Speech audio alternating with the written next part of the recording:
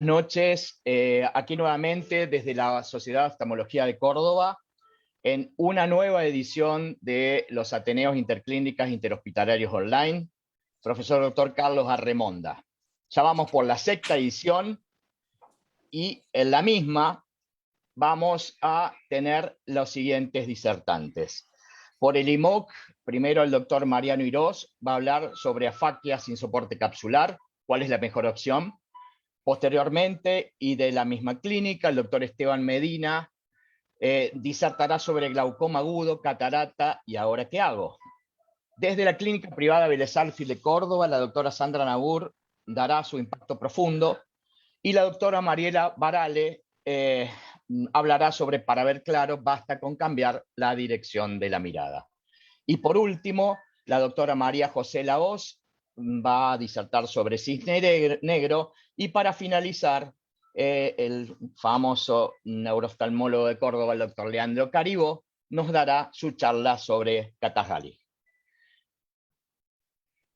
No quiero dejar de invitarlos desde ya, porque Córdoba debe invadir La Rioja, a las jornadas regionales del centro que organiza la Sociedad Riojana de Oftalmología, la Sociedad de Oftalmología de Córdoba y la Sociedad de Catamarca el día 15 de octubre del corriente año, en el primer encuentro presencial que vamos a tener. Bueno, doctor Mariano Irós, bienvenido a este lugar. Ya ha estado mucho usted como opinando y dando su opinión sobre otros casos. Ahora nos gustaría, Mariano, que nos des tu charla. Bienvenido. Bueno, gracias. Gracias, Ale. Gracias, Juan, y a toda la comisión de la SOC por la amable invitación a la clínica nuestra a participar. No sé si se ve la pantalla ya. Estás perfecto, todo tuyo. Bueno, yo voy a hablar un poquito sobre afaquia sin soporte capsular para ver cuáles son las opciones que tenemos. Me voy a basar en un caso que operamos hace relativamente poco, para que charlemos un poquito sobre este tema que cada vez es más frecuente, cada vez tenemos más pacientes que se nos presentan con lentes luxadas, lentes incluso de pacientes que hemos operado hace muchos años y que por diversas razones terminan en el vítreo, y debemos afrontar este problema de la afaquia sin soporte capsular. Tenemos algunas opciones, desde las más antiguas, como por ejemplo la colocación de un lente de cámara anterior, que sigue siendo hoy por hoy una opción aceptable y válida. Tal vez no es la más usada ni la mejor por los conocidos efectos a largo plazo sobre la córnea, por ejemplo, pero en algunos pacientes seleccionados, pacientes añosos, en los cuales no queremos someterlos a cirugías largas, cuando la cámara anterior está limpia, cuando no hay vitrio en la cámara anterior, la lente de cámara anterior sigue siendo una opción válida. Al igual que las lentes suturadas al iris, son lentes que hoy por hoy esta técnica ha perdido un poquito de vigencia, pero sigue siendo una opción válida. Lentes de 3 piezas suturadas a la cara posterior del iris.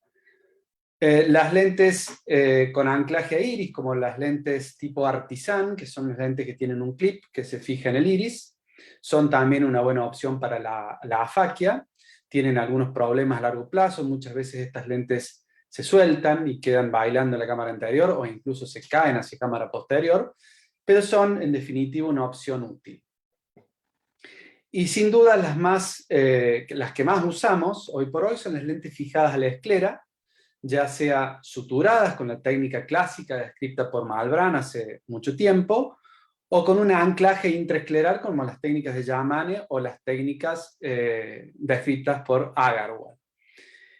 Estas técnicas las hemos usado durante mucho tiempo, son súper útiles, en general son simples, son rápidas, los pacientes se recuperan rápido, pero al menos en mi opinión y en mi experiencia sobre algunos años haciendo estas técnicas, tienen algunos problemas a largo plazo, como los que se ven ahí en la fotografía. Fíjense que esos pacientes a los cuales le suturamos. El paciente de la derecha es un paciente al cual le hicimos una Yamane, y el otro paciente tuvo una lente intraescleral con la técnica, una áptica intraescleral con la técnica de Agarwal, y a lo largo del tiempo pueden empezar a verse a veces la aparición de las patitas en el espacio subconjuntival, lo cual significa un peligro, porque si esa áptica erosiona la conjuntiva, podemos terminar con un problema serio como una endoftalmitis. De manera que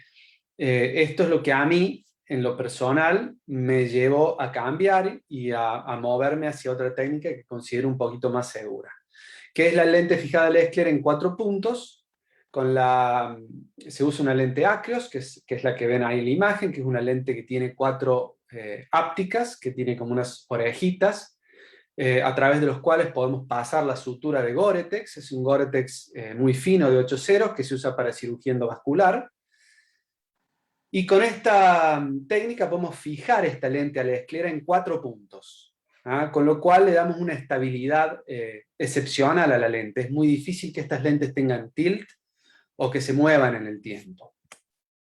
Les voy a mostrar un caso de un paciente de 52 años, amigo, boxeador, que tenía una lente intraocular que le había colocado yo por una catarata traumática, y que obviamente siguió boxeando y terminó con la lente luxada o subluxada, como se ve ahí. Después se luxó completamente al vítreo, y es lo que les voy a mostrar en este video. Esta es la parte inicial de la cirugía. Nosotros marcamos los 4 puntos de entrada sobre los cuales vamos a anclar la lente, que están a 3 milímetros del limbo y están entre 4 y 5 milímetros separados el uno del otro. Podemos hacerlo con trócares como está acá, con trócares 25G, o podemos incluso hacerlo sin trócares. Ahí se ve la lente que el paciente tenía, que es una lente monopieza de acrílico hidrofóbico, es una lente de AMO, una Sensor One, que se había luxado completamente por un golpe. Entonces lo primero que hacemos, muchos de estos pacientes se presentan con lentes luxadas. Entonces si la lente es una lente de acrílico plegable, la cortamos al medio, como se ve en el video, y tratamos de extraerla por una incisión lo más pequeña posible. En general esta lente logramos sacarlas por incisiones de alrededor de 3 milímetros más o menos. Acto seguido vamos a fijar la lente. En general nosotros hacemos una vitrectomía completa o lo más completa posible, tratando de revisar la periferia. Este paciente tenía unos desgarritos ahí, por eso se ven las marcas del láser. Y luego de eso revisamos muy bien toda la periferia de la retina, porque no es raro que aparezca algún desgarrito que tengamos que tratar intraoperatoriamente. Esa es la lente, esas son las suturas de Gore-Tex. Y fíjense, lo que hacemos es bastante simple: pasar esas suturas por las esclerotomías, de manera de lograr esos 4 puntos de anclaje de la lente. Pasamos primero las de un costado. Como la incisión tiene 3 milímetros, debemos ponerla o con un inyector, que es posible, o con una pinza. Esta es una pinza plegadora de lentes, de las que usábamos al principio con las lentes de Acrisoft, que le robé al doctor Medina, que ya no lo usa más. Y luego pasamos, ya cuando la lente está en el ojo, pasamos las otras 2 suturas del otro lado, ¿no? Fíjense que la lente, ya van a ver cómo se posiciona. Si nosotros hemos ubicado en forma bien prolija las incisiones, la lente se posiciona bien en el centro, se queda excelentemente bien centrada, y obviamente sin ningún tipo de inclinación, de tilt. Una vez que la lente está posicionada, si hemos puesto trócares, lo sacamos y suturamos el Gore-Tex. ¿Ah? Es importante que las incisiones de entrada sean ligeramente oblicuas y lo más pequeñas posible, porque si no el paciente puede tener un poquito de Seidel por las heridas en el postoperatorio inmediato. Y con mucha suavidad, sin ajustar mucho. Estas suturas no es necesario que estén ajustadas, simplemente tienen que sostener la lente y mantenerla centrada en el lugar donde tiene que ir. Es también muy importante que esos puntos que nosotros hemos hecho sobre el Gore-Tex queden totalmente sepultados en la esclera, porque si no se van a largo plazo se van a exponer. Entonces logramos meterlos por una de las esclerotomías, suturamos la herida principal y la cirugía está terminada. En general estos pacientes tienen una evolución bastante buena. Al principio nos costó un poquito lograr la emetropía porque hay como una cierta tendencia a que la lente quede un poquito más adelante, entonces tienen un pequeño shift miópico los pacientes, pero en general yo creo que esta hoy por hoy es la técnica, al menos en mi caso, la técnica de elección para la solución de la afaquia sin soporte capsular. Muchísimas gracias. Excelente, Mariano. Me encantó tu técnica, una técnica, se ve muy simple, seguramente es muy simple porque está en tus manos, pero me gustaría ahora conocer los aportes de gente muy capacitada que tenemos en esta mesa con respecto a la misma. Te felicito, Mariano. Gracias, Ale. Muy buen microscopio para filmar, increíble. Gracias. ¿Cuál es la gente muy capacitada, Ale? Vos. Y sos vos, y está Sebastián Onis, y está Carlos Remonda, y está Esteban Medina. Esteban Medina no puede hablar porque es el socio. Ahora vamos a ver cuál es el microscopio que le diste a Esteban Medina ahora para filmar. No, ese no se lo prestamos, no. Vamos a ver. Sí. El que quiera, Mariano, por favor. espectacular el caso, la verdad buenísimo. Yo no he hecho esta cirugía porque no soy cirujano del segmento posterior, entonces en general no me he largado a poner, sí, lo hemos hecho, pero con el vítreo ahí o haciendo una vitrectomía anterior es complicado y no me parece que sea algo que tenga que hacer el cirujano del segmento anterior sin que tenga una pequeña formación en segmento posterior, o por lo menos en clavar los trócares y meter el vitrectomo. Es una opinión personal. Respecto de la técnica, está espectacular, bien filmado, bien presentado, está bárbaro. Yo vi que a esta técnica algunos la hacen haciendo un bolsillito y el Gore-Tex queda como adentro del bolsillito. ¿Puede ser? Como que no se visualice el hilo después. Queda como un pequeño tunelcito y... Sí, podés hacer un túnel. Cuando ajustás te queda adentro, pero supongo que eso no erosiona el Gore-Tex. No, sí erosiona. Sí. Es fundamental. Porque es más resistente. Entonces, si quedara abajo de un bolsillito escleral, yo lo he visto así y anda. Que queda más. No, anda bien. De todas maneras, es clave que el nudo del Gore-Tex lo puedas entrar. O sea, tiene que quedar adentro, no tiene que quedar ni al ras, tiene que quedar directamente adentro. Y es más, el nudo cuando entra queda taponando la esclerotomía. Porque uno de los principales problemas es la hipotonía. No es rara la hipotonía. O sea, yo por ejemplo... El Seidel por el Gore-Tex te sale. Sí, uno de los primeros casos, este paciente le puse 4 trócares, pero ahora ya no pongo más los 2 trócares inferiores, simplemente hago una incisión con una aguja 25G para que el huequito de abajo sea lo más chiquito posible. O sea, es clave. El Gore-Tex es una sutura que no se va a ir nunca, porque es una sutura... se usa en cirugía vascular. Claro, no es reabsorbible y es biocolonizable, o sea, el Gore-Tex se llena de fibroblastos y se coloniza completamente. Después desaparece, uno no lo ve más en la esclera, pero por eso es importante que el nudo quede adentro. Me pasó una vez que no enterré un nudo y se erosionó. O sea, tuve que... Y así todo, digamos, aunque esté enterrado, puede haber Seidel a través del...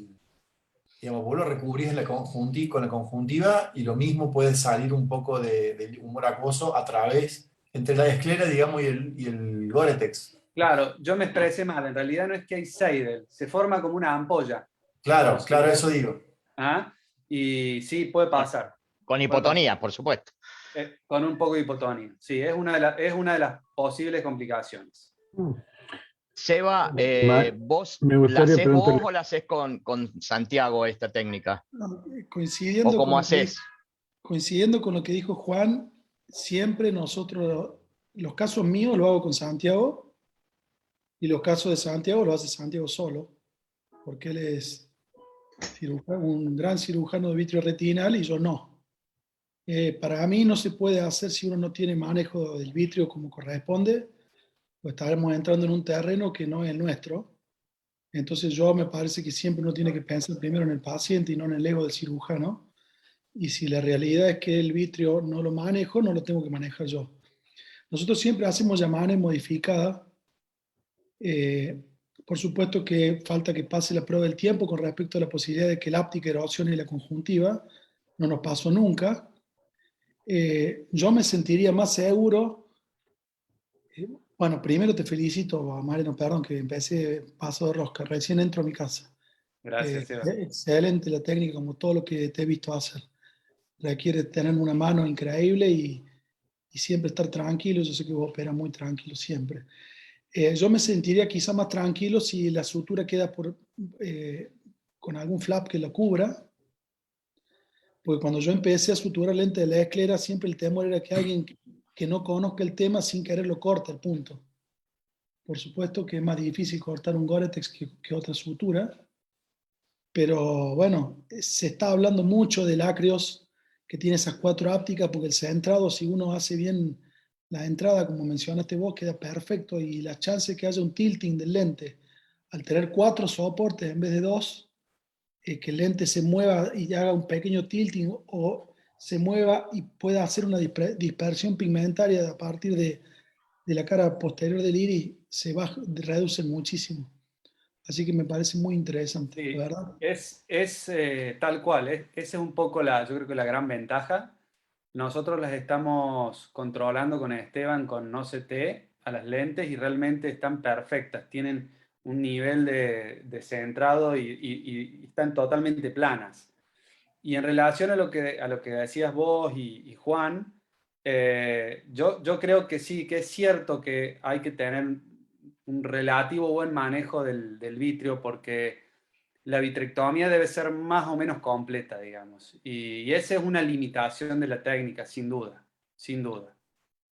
Yo como neófito en el vitrio, pero como alguien que hace mucho tiempo, ya estoy viejo, que opera, me parece que si a la vitrectomía la haces bien o no la hagas. O sea, si vas a Tal hacer una cual. vitrectomía media, dejando la posibilidad que haya tracciones, te estás mandando un macanón cuando es algo que no es tan complejo para alguien que lo hace todos los días. Nosotros, yo cada vez que tengo que entrar ahí atrás parece que estuviera entrando en un submundo, porque no estoy familiarizado con eso. Entonces, o se hace bien como corresponde, liberando cualquier posibilidad de adherencia o de tracción que pueda haber sobre la retina a partir de la lente o del segmento anterior, o no lo hagas. Así creo que tiene que ser. Sin duda, sí, sí, sí, es así. Carlos, ¿querías decir algo vos? Sí, quería felicitarlo, Mariano, por la excelente presentación, la excelente filmación, ya que te felicita Alejandro. Gracias, Carlos. Dos o tres cositas. Una, coincido totalmente con Sebastián y con Juan por el tema de que hay que tener un poco de manejo del vitrio, compartir con alguien, con un cirujano de segmento posterior, o ser un cirujano de segmento posterior excelente como vos. Y una de las cosas que dijo Sebastián es el tema del paso del tiempo, con la técnica de mano modificada de él, y el paso del tiempo con esta técnica. ¿Qué experiencia hay o qué experiencia tenés vos sobre esta sutura y el roce en la conjuntiva? Porque es una sutura gruesa la que usas, y la conjuntiva en pacientes jóvenes puede ser un poco gruesa, pero en pacientes adultos es una conjuntiva finita y con el paso del tiempo puede hasta erosionarse esa conjuntiva. Mira, el tema es así, lo que está reportado a largo plazo, ¿Cuánto es el largo prácticamente, plazo que mira, está reportado? yo no te sé decir exactamente, pero es una técnica que tiene más de 7, 8 años ya en el Ya es mundo. suficiente. Ya es Sí, suficiente a largo la plazo para verdad eso. que la sutura de Gore-Tex, al cabo de un tiempo, de unos meses, no mucho, desaparece. O sea, la línea blanca de la sutura no la ves más. Y eso es porque se incorpora la esclera. Nosotros tenemos mucha experiencia con Gore-Tex, con PTFE, que es el Ujú. Gore-Tex, en cirugías de desprendimiento de retinas porque lo usamos hace más de 20 años. O sea, nosotros no ponemos implantes de silicón, ponemos implantes de Gore-Tex expandido, que es lo mismo que esto, pero en vez de ser una sutura es un implante. Y esos implantes tienen la característica de que se biocolonizan y pasan a ser parte de la esclera. Tal es así que si vos lo querés sacar el implante 5 o 6 años después, está incorporado a la esclera, es muy difícil sacarlo. Entonces, seguramente lo que pasa con esta sutura es lo mismo. Por eso te digo que la dejas de ver, no es como el nylon que lo seguís viendo siempre hasta que se... Sí. Esto lo dejas de ver y realmente es 8 ceros la sutura, es bastante fina, o sea que yo la verdad no he tenido casos de erosión. ¿Esa sutura que mostraste es 8.0? Es 8 ceros. Eso es Gore-Tex 8 ceros. Tuve un solo caso de erosión, que es el que le dejé, no le logré sepultar bien el nudo. ¿Por qué? Porque había hecho muy ajustado el nudo, entonces no giraba. Y ese paciente se expuso. Fue el único. ¿Y la experiencia tuya Mariano. cuántos años lleva con esta Y sutura? yo estoy haciendo esto hace 2 años y medio aproximadamente. Bárbaro. Felicitaciones, Mariano. Gracias. Sí, Mariano, tengo una pregunta. A ver, o le hago una pregunta al panel. Yo tengo una paciente que tiene 80 y pico de años, una señora que está bien, pero llevarle el quirófano no me da muchas ganas porque es muy delicada, y tiene una áptica con una Yamane que ha comenzado a lesionar la conjuntiva. Cuando la vi, lo primero que le propuse fue tapársela con algo, cortarla y volverla a calentar y meterla un poquito más adentro. Me pareció más riesgoso hacerlo o modificárselo y que se me vaya la lente para adentro y yo ahí estar solo sin mi cirujano de segmento posterior, o el hecho mismo de llevarle al quirófano a una persona mayor. Digo, cuando veo la erosión no me gusta, pero veo que tiene su pequeña fibrosis alrededor en la entrada de la esclera, es decir, no creo que la conjuntiva sea la primera barrera con la que se encuentra un germen. Se va a encontrar con otra barrera más adentro. ¿Vos has visto realmente o han visto una endoftalmitis a partir de una áptica ahí? A mí no me yo no gusta he verlo. visto. Por supuesto que no. No, yo no he Pero visto. digo, y yo decidí dejársela y la veo cada 3 meses. Le saco una foto, le mido, le Sí. pongo fluoresceína. Bueno, te confieso que tengo un paciente igual, ¿ah? Y que por diversas razones no quiere volver al quirófano y voy haciendo lo mismo, pero creo que hay que advertirle muy bien al paciente. Los casos están reportados, o sea, hay Bien. bibliografía sobre eso, y el problema es que hay una vía de comunicación directa, ¿no? Capaz que es la misma paciente que nos ve a los dos. Hay que Puede decirle ser. que se ponga de acuerdo. Es lo más probable, ¿eh? Lo más probable.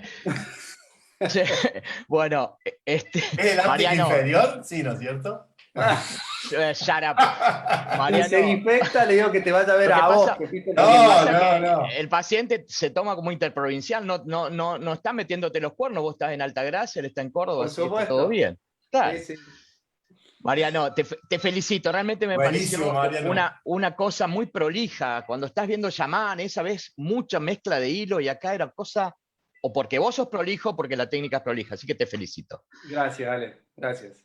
Esteban Medina, contanos, glaucoma agudo, catarata, ¿y ahora qué haces? Ahora vamos a compartir, Ale.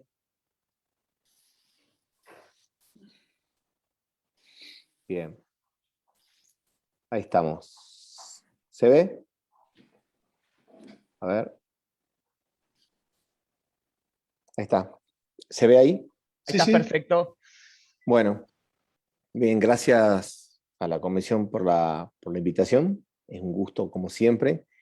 Y después de ver el video de Mariano, entiendo dónde están mis pinzas plegadoras y la sutura que no sabía que existía, biocompatible.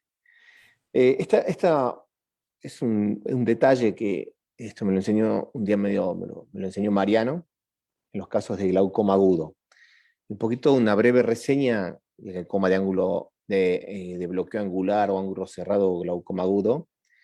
Entre las diversas causas están las ahí descriptas, pero puntualmente voy a hacer hincapié en lo que es el glaucoma facomórfico, que es el que nosotros podemos resolver como les voy a contar.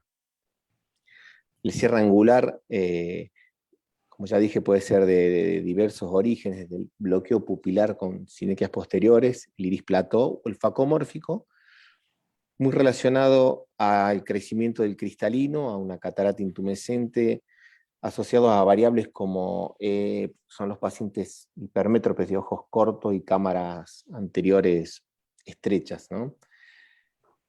Teniendo presente el que el cristalino crece toda la vida, y si eso lo asociamos, como dije recién, a un paciente hipermétrope, hay que empezar a mirar con cuidado los pacientes adultos, jóvenes adultos y adultos hipermétropes, no solamente mirarle la graduación, sino también la conformación de la cámara anterior, espesores del cristalino y profundidad de cámara. Para no llegar a algo como la imagen inferior de lo que es está bien, si bien es exagerado, es un VM de un bloqueo total. Y, como les decía, hay maneras de evitar, y es hacer una buena anamnesis y controlarlo a los pacientes, estos con riesgo de cierre angular, como son sobre todo los hipermétropes con ojos extremadamente cortos o cámaras estrechas, y sin duda y sin miedo pensar en lo que es una lensectomía clara, una lensectomía preventiva. Pero llegado el momento de un glaucoma por cierre angular, es un momento no agradable para a cualquiera de que se nos presente, del médico de guardia, y también puede ser no agradable para el cirujano que le toca operar ese ojo en caliente, es decir, con la presión alta, con cámara plana, doloroso, a pesar de los tratamientos médicos que les podemos hacer. Y entre las cosas que nos podemos encontrar en un paciente con un bloqueo angular, que de pronto está en la urgencia de operarlo y no responde adecuadamente al tratamiento médico, es una cámara estrecha, una descompensación corneal, que dependiendo del tiempo que estuvo la presión ocular elevada, la PIO elevada, presión vítrea positiva, dificultades para acceder a la cámara anterior, teniendo presente todos los detalles anteriores de cámara estrecha, presión vítrea, prolapso de iris, riesgos de ruptura capsular, todo esto, por supuesto, riesgo de ruptura capsular aumentado, y hasta un desprendimiento coroideo. Entonces, como bien charlamos hace ratito, yo tengo la suerte de trabajar todos los días con Mariano, con un cirujano de segmento posterior, entonces estas cosas a un cirujano de segmento anterior se le facilitan mucho.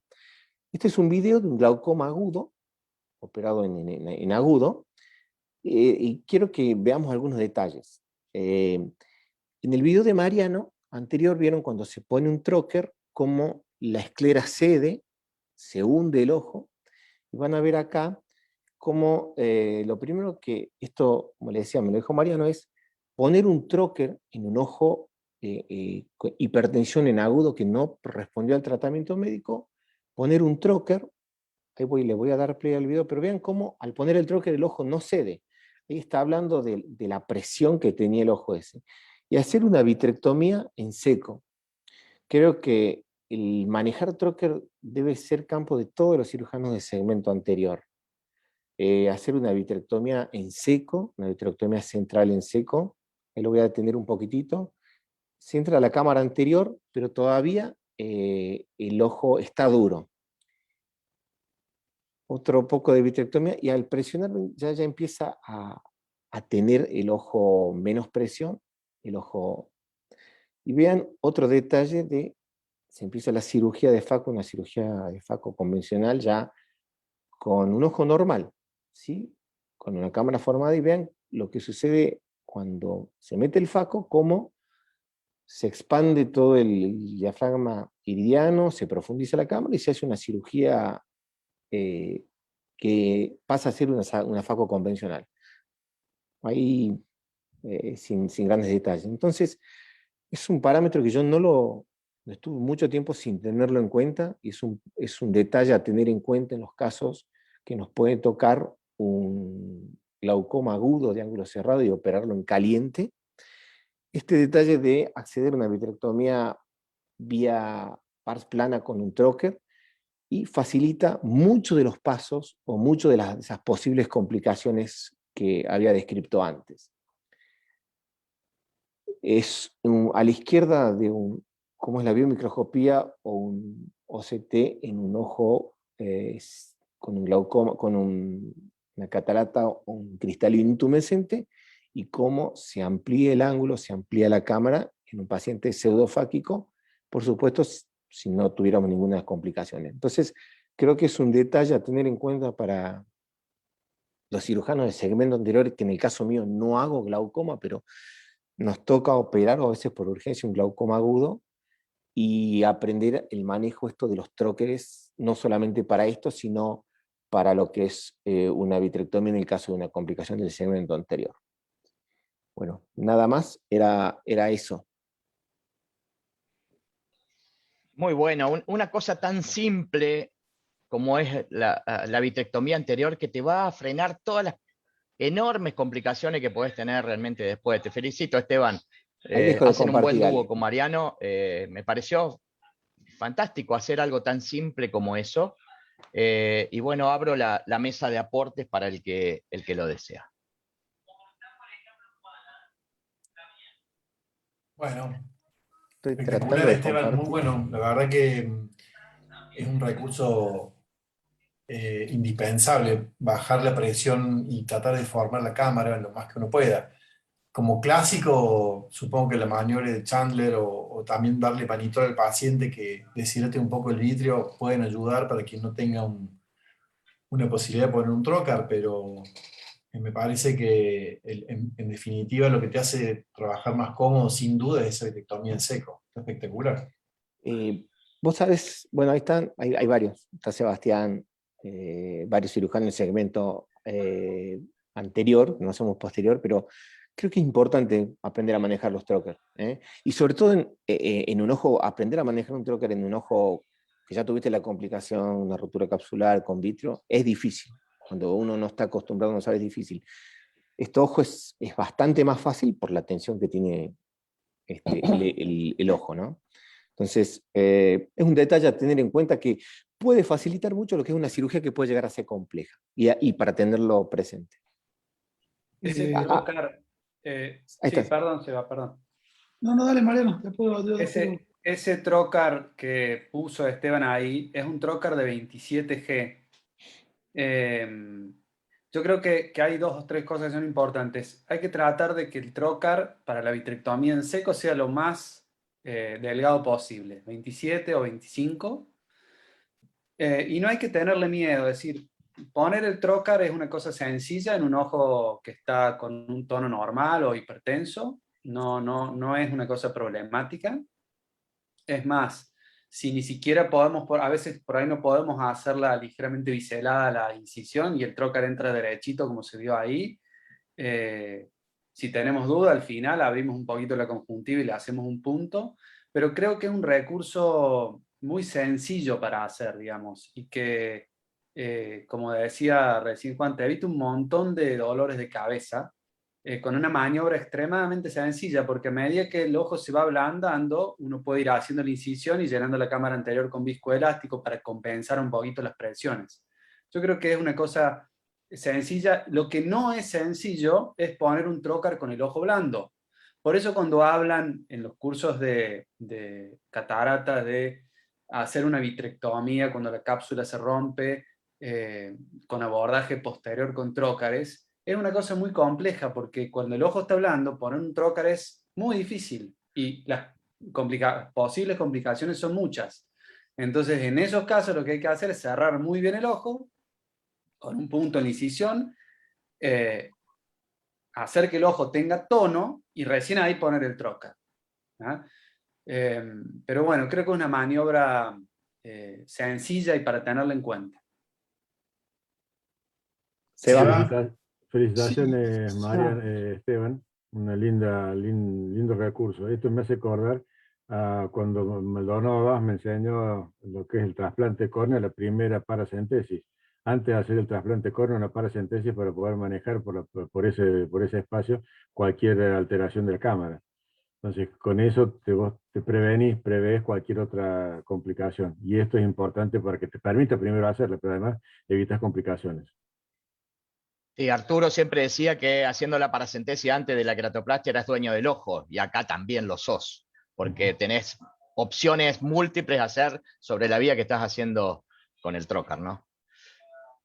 ¿Alguien Bueno, quiere hacer sí, algún otro aporte, Seba? Seba, simplemente agregar que hay que tenerlo en cuenta como recurso no solamente en pacientes con glaucoma agudo, sino en microesferofaquia, en microoftalmos, en pacientes que tienen ojos muy cortos con cámara muy baja, que sabemos que puede ser problemático no el manejo del núcleo, porque una vez que uno está con el faco y ya está aspirando y está intercambiando fluidos, sino que uno, cuando trabaja con cámaras muy estrechas, ojos de menos de 22 milímetros de largo, eh, le pones viscoelástico, se te prolapsa el iris, querés hacer maniobras para la rexis, cuando haces la hidrodisección, si no descomprimiste bien el ojo, también entonces nosotros también lo utilizamos como un recurso eh, que lleva pocos minutos, no es difícil, es reproducible y que facilita también la FACO, no solamente en un paciente que venga con un glaucoma agudo,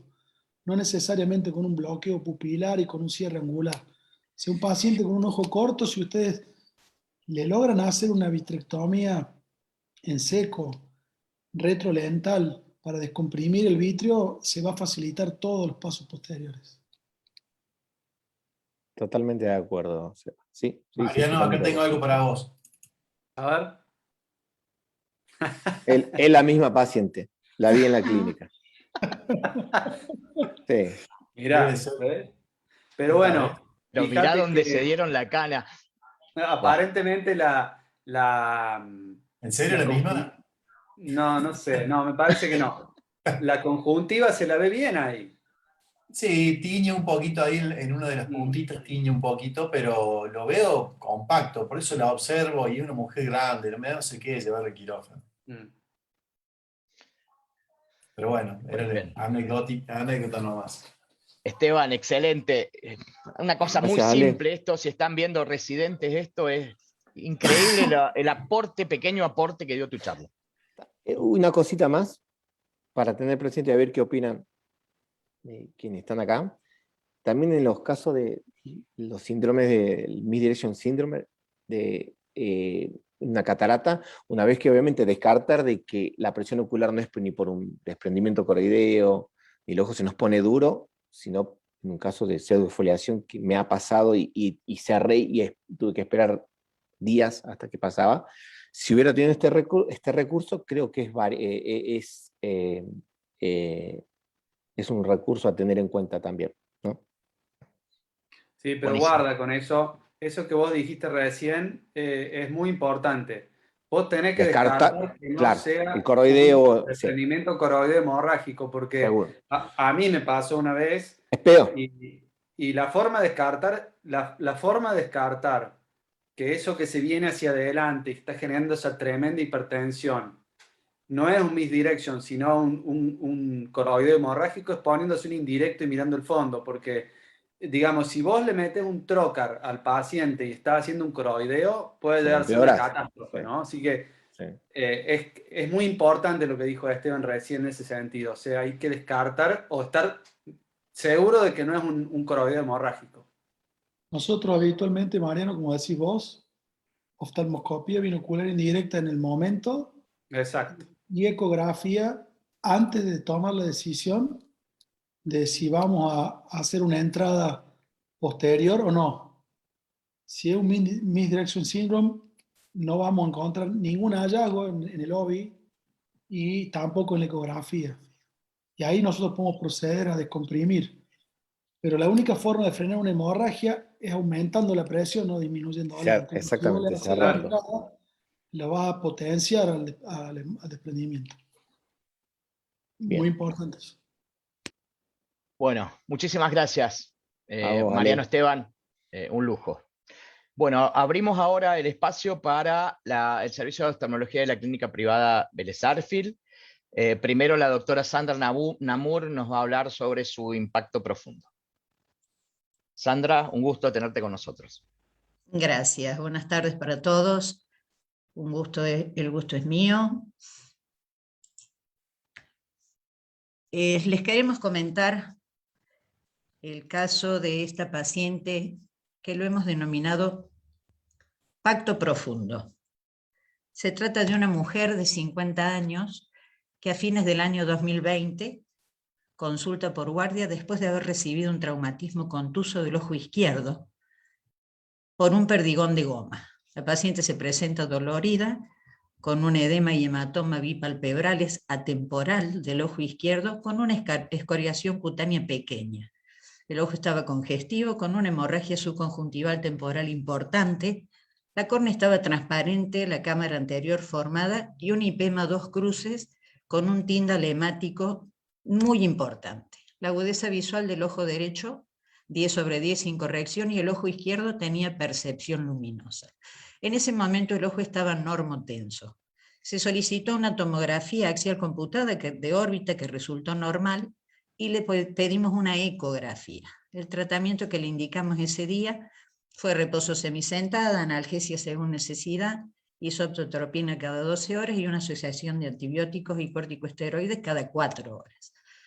A las 72 horas el cuadro es más o menos el mismo en cuanto a los síntomas de la paciente, pero encontramos una córnea edematosa, pliegues endoteliales, el hipema y tindal sin cambios, pero una presión ocular que en esta oportunidad pudimos cuantificar que era de 4 milímetros de mercurio. El ojo seguía con percepción luz.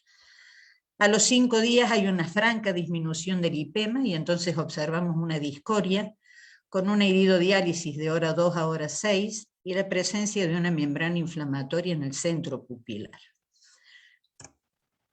Esta es la imagen más representativa de la ecografía que se recibió ese día, en donde se ve un polo posterior bastante bien conservado, un vitrio limpio, el cristalino en su posición, una cámara claramente aplanada, y esta imagen, que de la mano con la hipotensión ocular nos lleva al diagnóstico de iridociclodiálisis temporal del ojo izquierdo. Le pedimos una VM, siguió la paciente con el mismo tratamiento, a los 15 días el hipema estaba en franca reabsorción, el iris desinsertado estaba sinequiado completamente a la cara anterior del cristalino y este ya se mostraba con alguna opacidad. La presión ocular sería baja, aunque un poquitito mejor que la última vez que la habíamos visto. Esta es la VM, no es buena la imagen, este es el iris nasal, la sinequia y la presencia de una membrana pupilar. Este es el ojo de nuestra paciente, aproximadamente a los 15 días de la consulta primera, en donde tal vez esto sea un vestigio del hipema que tenía, la iridodiálisis, el iris atrófico y sinequiado y el cristalino ya cataratoso. La evolución fue buena, a los 30 días el tratamiento seguía siendo el mismo, y tuvimos la fortuna de encontrar esta presión ocular, que fue la más elevada en el curso hasta este momento, y desde allí la presión se mantuvo en un promedio de 15 milímetros de mercurio. El fondo de ojo no se visualizaba por opacidad de medios, y a los 60 días le retiramos el tratamiento con corticoides y el paciente quedó exclusivamente con una lágrima artificial. ¿Qué opciones de tratamiento teníamos para esta paciente? Nos mantuvimos una postura conservadora, dada la buena evolución de la presión ocular, y le indicamos una cirugía de catarata. Solicitamos una nueva VM, a ver si teníamos algo nuevo. Esta es la imagen, estaba todo más o menos igual. El informe decía que había un ligero desplazamiento del cristalino a posterior del lado temporal. Nosotras no objetivamos en ningún momento en el consultorio facodonesis, de modo que nos atrevimos a hacer una faco. Revisando un poco la bibliografía en esta actualización de ciclodiálisis, damos con que es un hecho poco frecuente, la causa más común son los traumatismos contusos, pero aún dentro de los traumatismos contusos la frecuencia es baja, solo un 3% de casos. También puede verse secundario a algún tipo de procedimientos quirúrgicos en el ojo, y hay que tenerlo en cuenta cuando después en un postoperatorio uno encuentra una presión ocular baja que no se recupera. En cuanto a las alternativas quirúrgicas, que las evaluamos desde que hicimos el diagnóstico, íbamos desde el tratamiento médico conservador, que es el que se le hizo a esta paciente, pasando por distintos tipos de láseres, procedimientos semi-invasivos como diatermia o criocoagulación, y algunos métodos quirúrgicos como la ciclopexia directa, el buclín escleral, la neumociclopexia, vitrectomía, algunos que aventuran a poner una lente plegable orientando las patitas de la lente hacia la zona de la diálisis. Todos procedimientos claramente que intentan llevar el cuerpo ciliar desinsertado a su lugar anatómico correcto. En este trabajo, en el que se decidió hacer una terapia más allá de la conservadora, porque el ojo renuente al tratamiento no respondía, aparentemente el tiempo prudente de espera, que esto nos preguntábamos, ¿cuánto tiempo esperamos? A ver si la presión ocular perdón, se normaliza. Aparentemente un tiempo prudente es de 6 a 8 semanas, y lo concreto es que nuestra paciente a los 30 días tenía una presión ocular buena y estable. Este artículo habla de las opciones a las que se recurrió luego de haber tenido una mala respuesta al tratamiento médico, y entre criocoagulación y cicloplexia directa, aparentemente son las alternativas, una, otra o la combinación de ambas. En cuanto al método diagnóstico, sin duda en este momento no se discute. Para la ciclodiálisis es la ultrabiomicroscopía el método de diagnóstico de elección. Previamente se hacía, por supuesto, con gonioscopía, pero dada la hipotensión del ojo, ese estudio se complica bastante. Le indicamos una facoemulsificación con un implante de lente intraocular. Se hizo una facoemulsificación habitual. Teníamos, recuerden, acá el iris sinequiado y atrofiado pegado a la cara anterior, así que previamente espatulamos la sinequia del centro a la periferia, hacia arriba y hacia abajo, tratando de liberar el espacio que nos iba a ocupar la cápsula rexis, que salió una cápsula rexis de unos 5 o 6 milímetros. Se trabajó con valores de faco más bien bajos, para no meter tanta presión dentro del ojo. Era un núcleo blando, se aspiró sin ningún inconveniente, se colocó una lente plegable, con las patitas ubicadas de hora 6 y a hora 12. La paciente evolucionó bien. El problema esencial ahora para la paciente era el deslumbramiento. Entonces le indicamos la adaptación de una lente de contacto tipo iris print, que es esta que vemos aquí en la foto. La fotofobia se controló bastante. Esta es nuestra paciente hoy. La agudeza visual de este ojo, que era percepción luz, en este momento es de 3/10 de visión. Estamos a la espera de una tomografía de coherencia óptica, porque el examen del fondo de ojo, que ahora es claro, nos ofrece serias dudas de que tenga un daño retiniano, así que estamos a la espera de ese estudio. Eso es todo. Gracias. Si alguien tiene una pregunta, con gusto, sí lo puedo responder. Muy bien, Sandra. Muy buen caso. Tenemos eximios cirujanos del segmento anterior aquí en el panel, así que lo solucionaron de una manera bárbara. El paciente recuperó visión, solucionó su deslumbramiento. Me gustaría escuchar a ver qué otra opción hubieran hecho ustedes.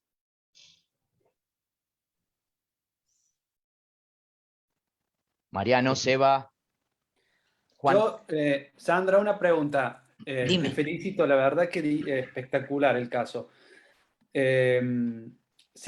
¿Cómo se veía el fondo de ojo ahora en el postoperatorio? ¿Se veía normal o tenía algún signo de maculopatía por hipotonía? Sí, tiene un signo. Tenemos la firme sospecha de que puede estar con un agujero macular.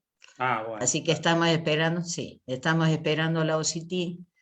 Sabíamos que esto podía ser una complicación de la hipotensión secundaria a la ciclodiálisis, ¿no es cierto? El edema macular, los pliegues retinianos, que evidentemente el resto de la retina en este momento se ve bien, pero la mácula se ve bien el fondo de ojo. Yo Claro. creo honestamente que la paciente está con un agujero macular. Claro. Digamos, yo creo que el punto de corte para decidir qué hacemos con un paciente con un cleft de ciclodiálisis traumática es la presencia de una maculopatía por hipotonía. Porque eso generalmente pasa cuando el paciente tiene menos de 6 de presión y por un buen tiempo.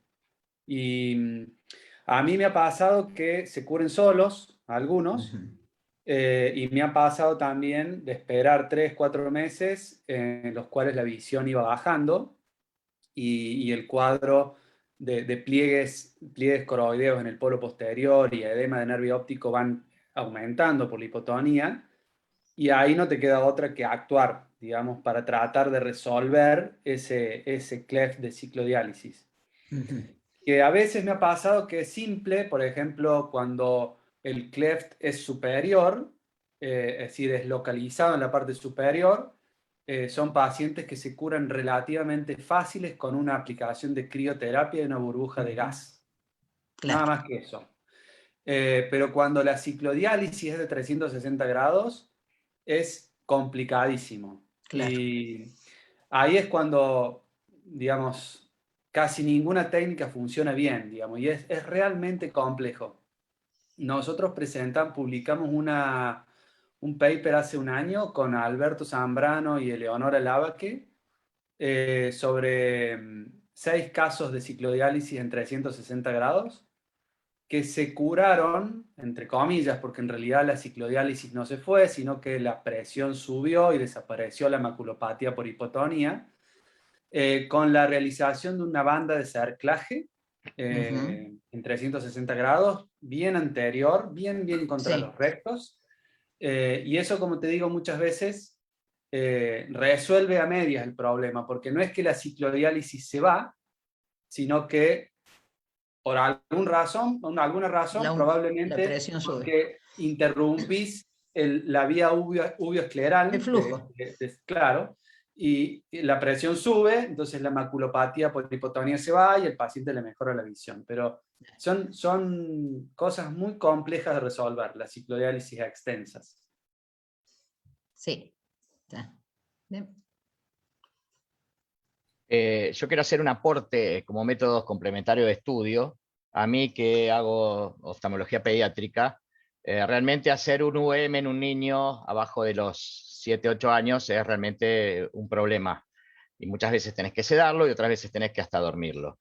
Y estamos viendo que el OCT Visante, el OCT de cámara anterior, tiene unas imágenes espectaculares aún muy semejantes o casi iguales a las que yo te diría yo que se hace con un UVM, con una compliance mucho más perfecta en los chicos, porque es si vos lo pones en el refractómetro, el chico pone la cabeza, lo más probable es que le puedas hacer un OCT Visante.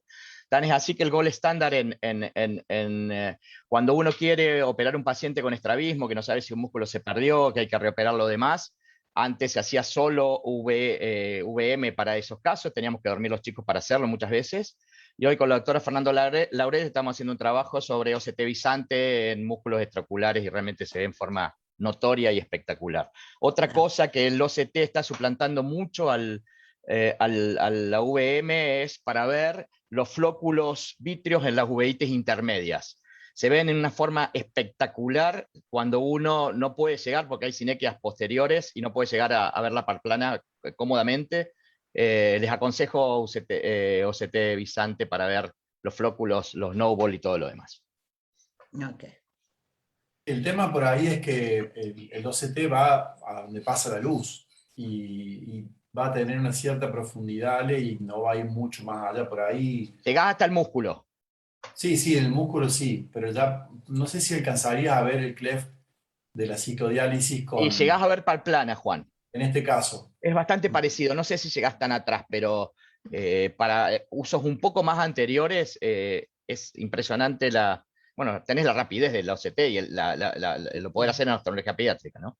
Por supuesto, para cosas retroiridianas, lo mejor de todo, sin lugar a duda, porque por el tema del epitelio pigmentario es el UM, ¿no? Pero bueno, los chicos no es fácil. Bárbaro, ¿Alguien más quiere hacer un aporte?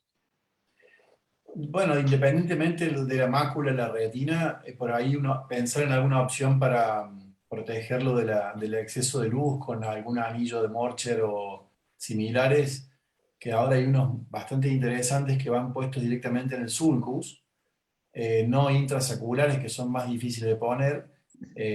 También puede ser una opción como para mejorarle la entrada de luz. Y eso, bueno, una vez resuelto lo de la mácula o descartado, digamos, lo posterior como complejo y como problema, podría sugerir a la paciente que se ponga, porque se pone un poquito de viscoelástico y por una incisión de 3 milímetros entran perfecto. Le van al sulcus. Hay sectoriales, creo que hay, bueno, hay una gama bastante grande Debo tener una foto por acá, pero es interesante Alguien, porque... mientras vos Ya. pones la foto, ¿alguien tiene experiencia en colocación de anillos de este tipo Yo, para aniridia o albinismo? yo Seba. puse, yo puse los que habla Juan. De hecho, el viernes puse uno sectorial. En realidad no en una aniridia, sino en un paciente con un floppy iris que había sido operado en otro lado y había sufrido la pérdida de más de un cuadrante del iris. Y la única observación, Juan, es Sí. que cuando son con iris artificial, entran por una incisión un poco más grande que 3 milímetros. Es exactamente eso. Ajá. Estos La, son. sí, ahí tenés para combinar, poner dos anillos superpuestos y ahí haces 360 grados. O si hay un coloboma de iris o un sector de iris que falte, le pones el Claro. anillo, que son los que están al último, que son los que, por ejemplo, el que Estos puse son, estos son los endosaculares, ¿no, Seba? Estos de Ya. abajo. Los y, de, y los de arriba son los del sulcus.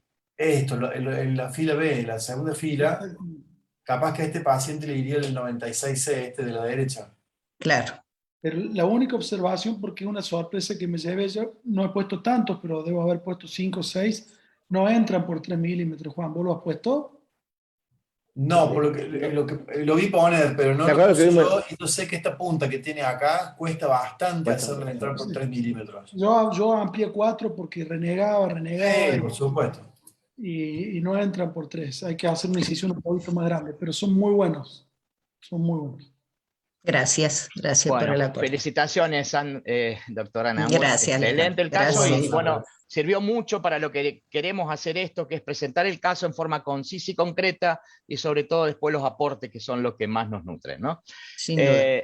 Mariela Badale, una ex compañera de hace mucho tiempo mía, quiero que nos hables sobre tu caso ahora.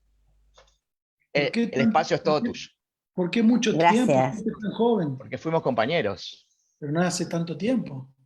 Y somos, sí. Hay No, un par de una gran frase años. que yo te la he dicho alguna vez, Sí, Seba, por que eso te viejos son digo. los caminos de tierra, pero aún siguen echando polvo, así que bueno, nadie es viejo.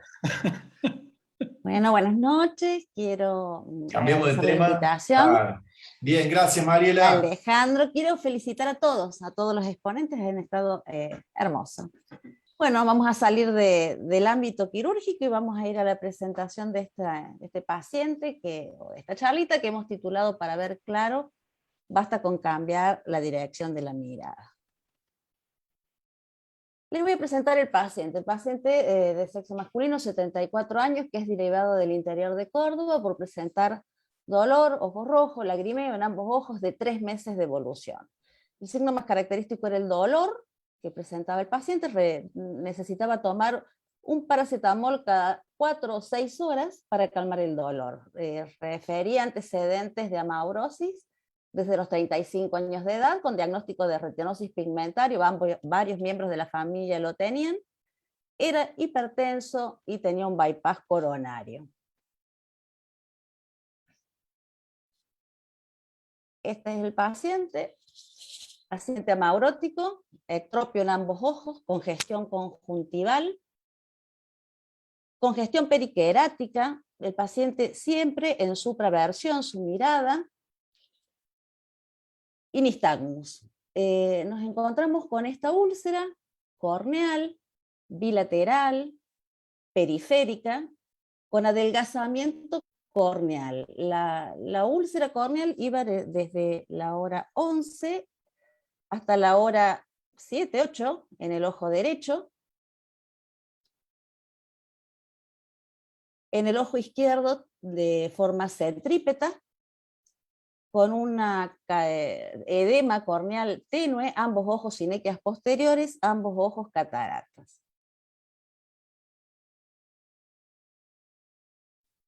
Esta es la característica típica, este sobrelevamiento, tinción grisácea que tiene acá, teñía con fluoresceína y se veía francamente adelgazada. El problema de este paciente no era el diagnóstico para nosotros. Nosotros hicimos diagnóstico de bulones y de muy mal pronóstico. La literatura encontró un trabajito del año 1933 en que las trataban estas úlceras con radio, con plaquitas de radio, sobre la lesión 1 hora por día durante no sé cuánto tiempo. El problema en este paciente era la conducta a tomar. Sabemos que es una enfermedad autoinmune, es una enfermedad inmunológica, se encuentran niveles altos de antígenos e inmunoglobulinas, inmunoglobulina A, G, M, fijación del complemento en los tejidos que se sacan, que el problema se encuentra a nivel del limbo esclerocorneal y la destrucción de la córnea es progresiva.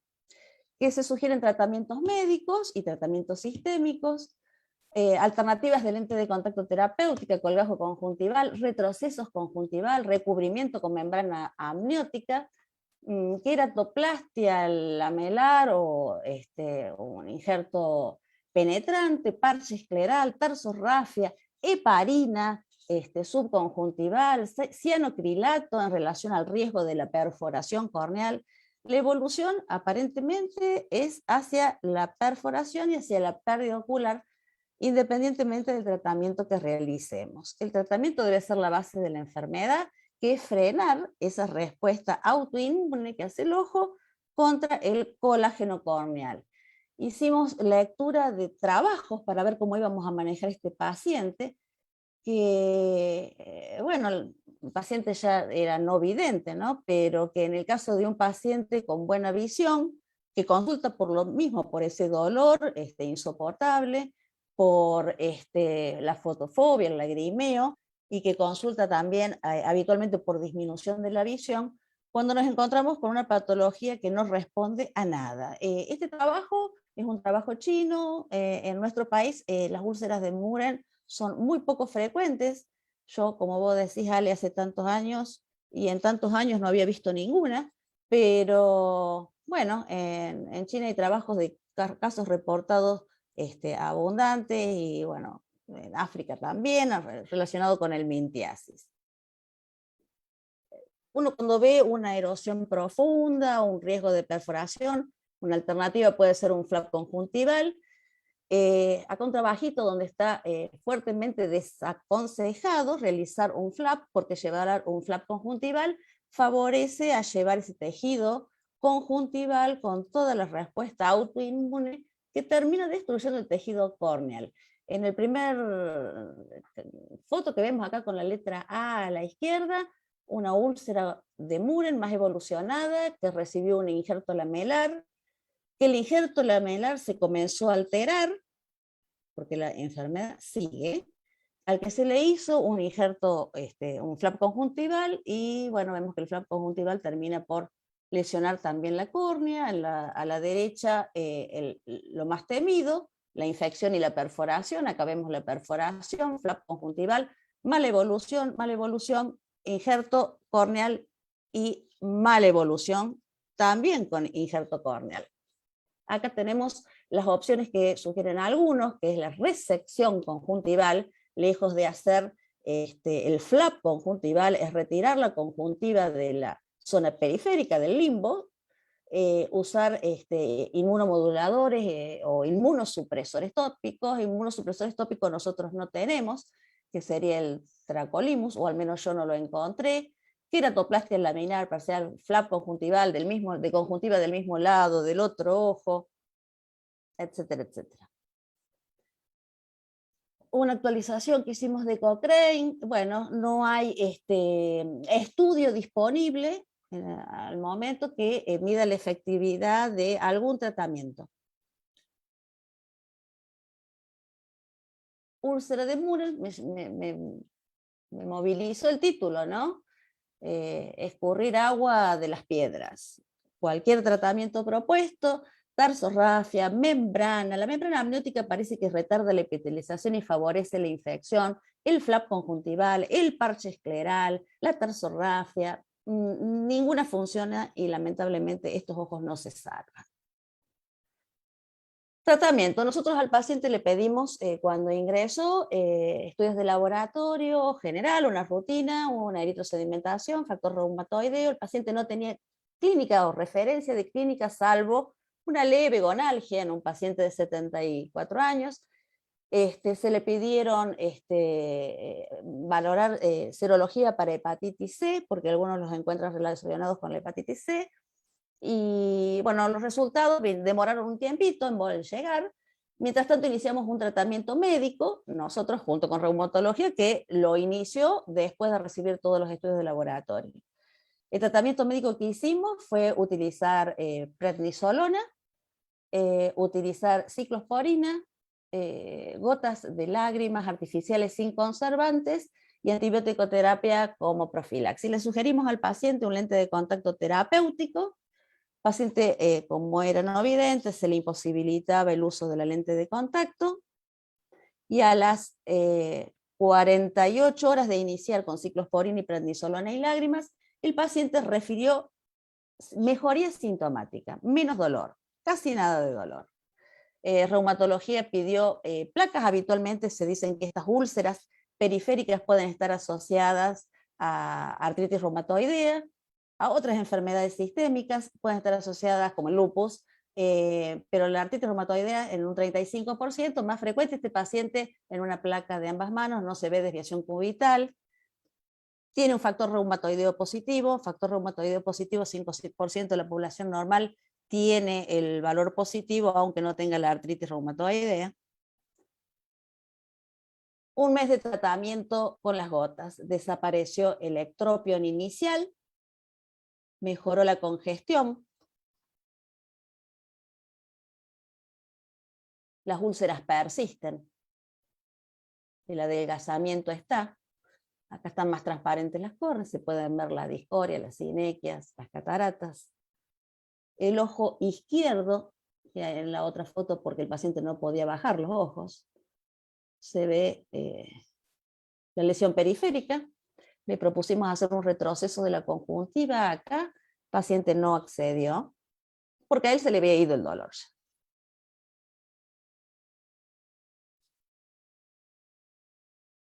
A los 2 meses de tratamiento sistémico, que se inició con metrotrexato, ácido fólico y prednisolona, mejor todavía, sin dolor, como si hubiera disminuido el crecimiento tórpido de la erosión de la úlcera, más epitelizado, el adelgazamiento obviamente que persiste, y este ojo, que es el que más nos preocupa, el ojo izquierdo.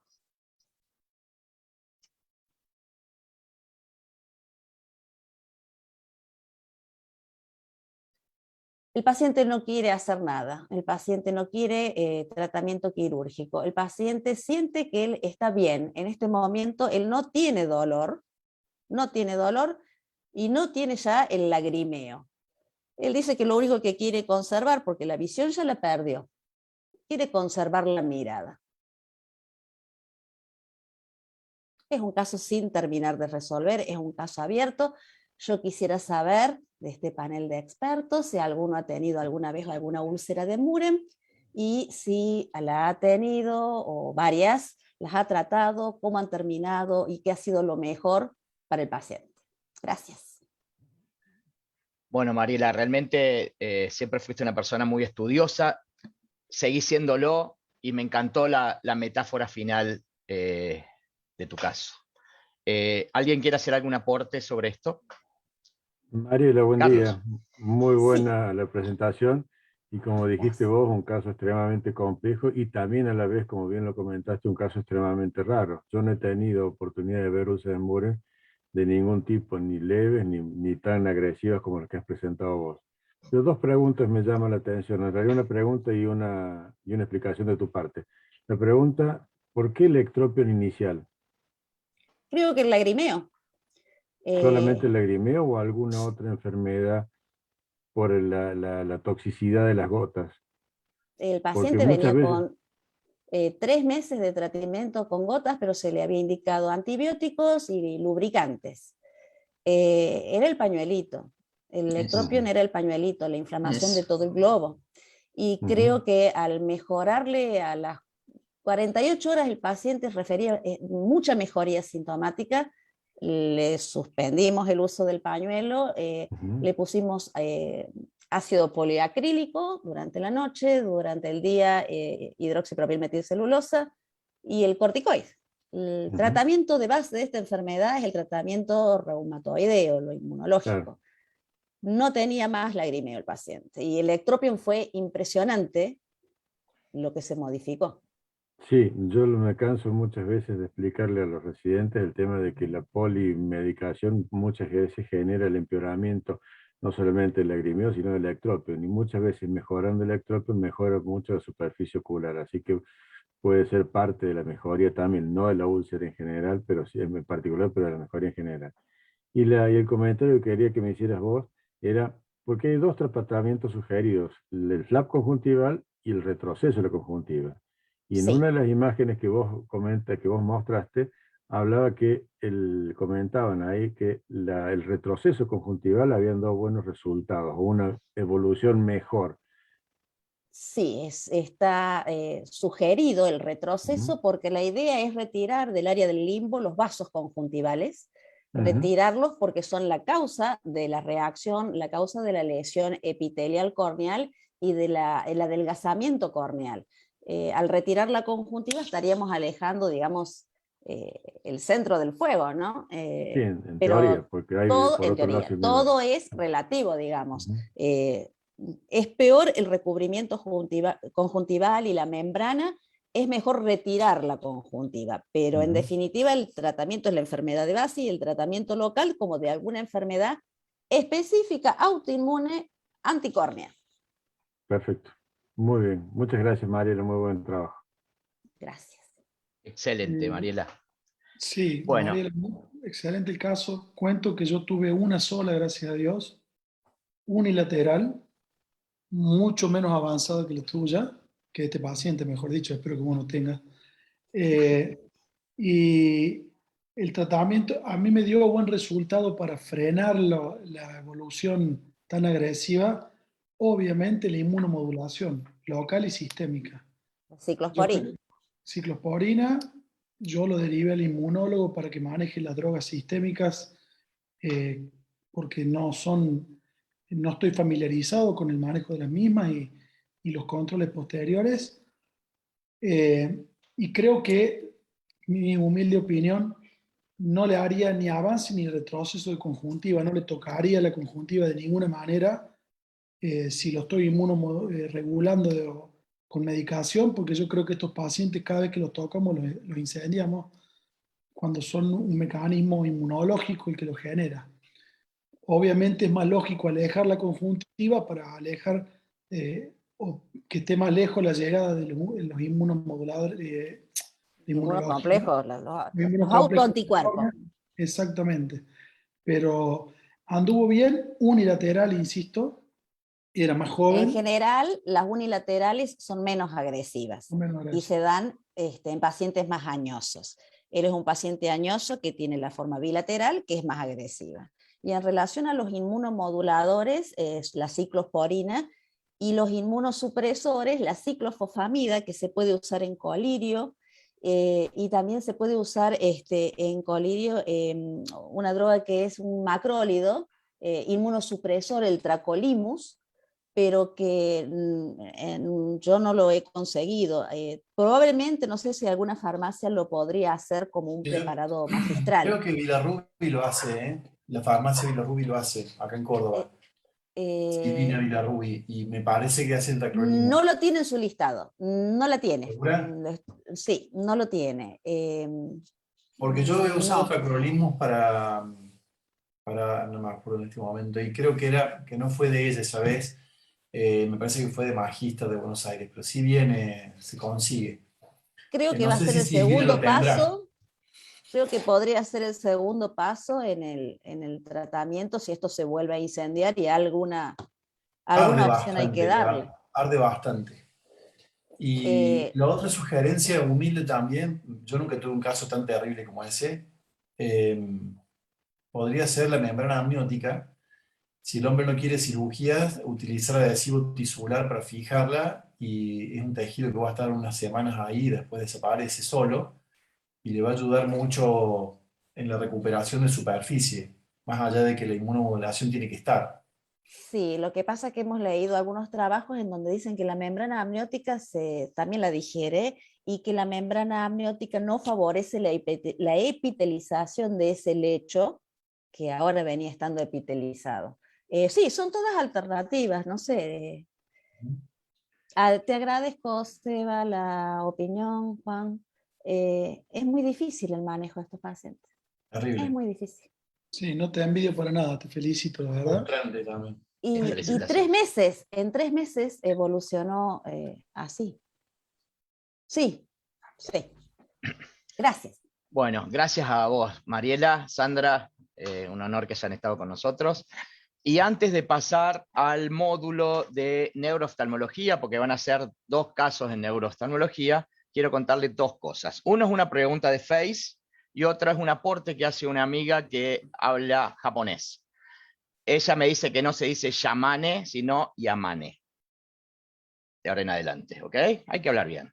Y segundo, a raíz de eso, la doctora Bricio pregunta, a raíz de lo tuyo, Mariano, ¿qué diferencia hay respecto a una posible infección comparado las técnicas de Yamane o Awargol? ¿Se entiende la pregunta? Sí, se entiende. La verdad no sé si está reportada esa comparación, pero creo que en principio debería ser mucho más segura la técnica de Agarwal. Porque la técnica de Agarwal, que es la original de la fijación intraescleral, implica hacer un flap, sacar el áptica, hacer un túnel a continuación del flap y que la áptica quede abajo del flap y adentro del túnel. O sea, es mucho menos probable que en el tiempo eso se exponga, al menos a corto plazo. Entonces yo creo que es más segura la técnica de Agarwal. Es más difícil y es más trabajosa la técnica, más larga. De todas maneras, yo tengo un paciente con una fijación con la técnica de Agarwal que tiene ya 6 años de operado y que tiene una pata, una áptica ahí, digamos, que se la ve casi completa subconjuntival. Entonces, creo que las dos tienen potencialmente ese riesgo, ¿no? Es más, la técnica de Yamane era, se decía. Yamane, exactamente, Yamane. Bueno, uno tiene que generar como un bulbo en el tip de la áptica. Y eso obviamente es algo que es grueso y que tiende a por ahí, si queda un poquito filoso el borde, puede llegar a erosionar. Yo creo que esa es la diferencia entre las dos y me da la impresión de que es más segura la de Agarwal. Hay una Genial, lente Mariano. que tiene unas patitas para fijar que viene como una autofijación, me parece que se llama de Carlevale. Sí, es la lente de Carnevale. No está en Argentina esa lente que yo sepa, pero está buenísima esa lente. Es como una T. Sí, tiene una fijación chiquita ahí que se mete. Sí, Viene para eso. Sí. exacto. No le quitemos tiempo a los neurooftalmólogos. Perfecto. Bueno, pasamos al módulo de neurooftalmología. para lo cual tengo el orgullo de presentar a quien trabaja conmigo en la Clínica del Sol, en el servicio de oftalmología, que es la doctora María José Lahoz, para que nos va a presentar un caso denominado Cisne Negro, y se une a ella la doctora María Elías, que también está conmigo en la Clínica del Sol, para hacer sus aportes. María José Lahoz, es todo tuyo.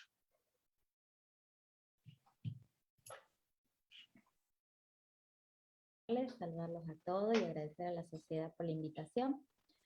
En este caso yo les quiero mostrar, bueno, totalmente distinto a todo lo que venimos hablando. Quiero mostrarles. Agrandalo, María José. Ahí va. Bueno, este caso yo lo definí como el cisne negro.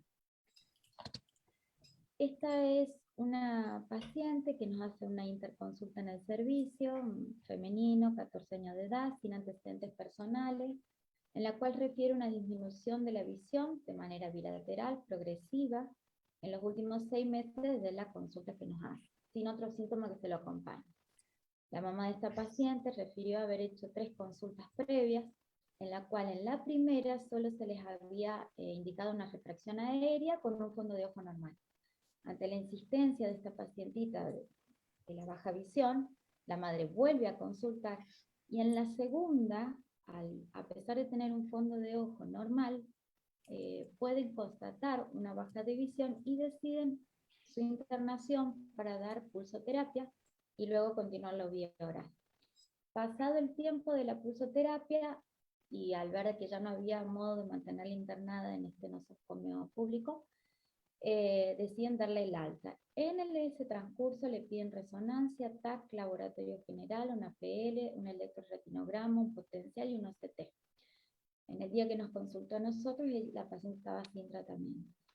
En cuanto a esos estudios, el laboratorio general estaba normal, la función lumbar estaba normal, se le había agregado una aquaporina que dio negativa. Los potenciales evocados marcó un severo compromiso bilateral de las vías visuales y en el electroretinograma una disminución, digamos, de la función de la retina izquierda. A la resonancia, la T2 y la T1 con gadolinio no muestra ningún tipo de alteración. El OCT, acá les marco lo que es la parte retinal, ojo derecho, ojo izquierdo, y solo puedo darles apreciación de la capa de fibra del ojo derecho, porque el izquierdo no pudo el doctor tomarlo por la falta de fijación de la paciente. Ahí se constata el marcado edema que traía esa papila aparentemente.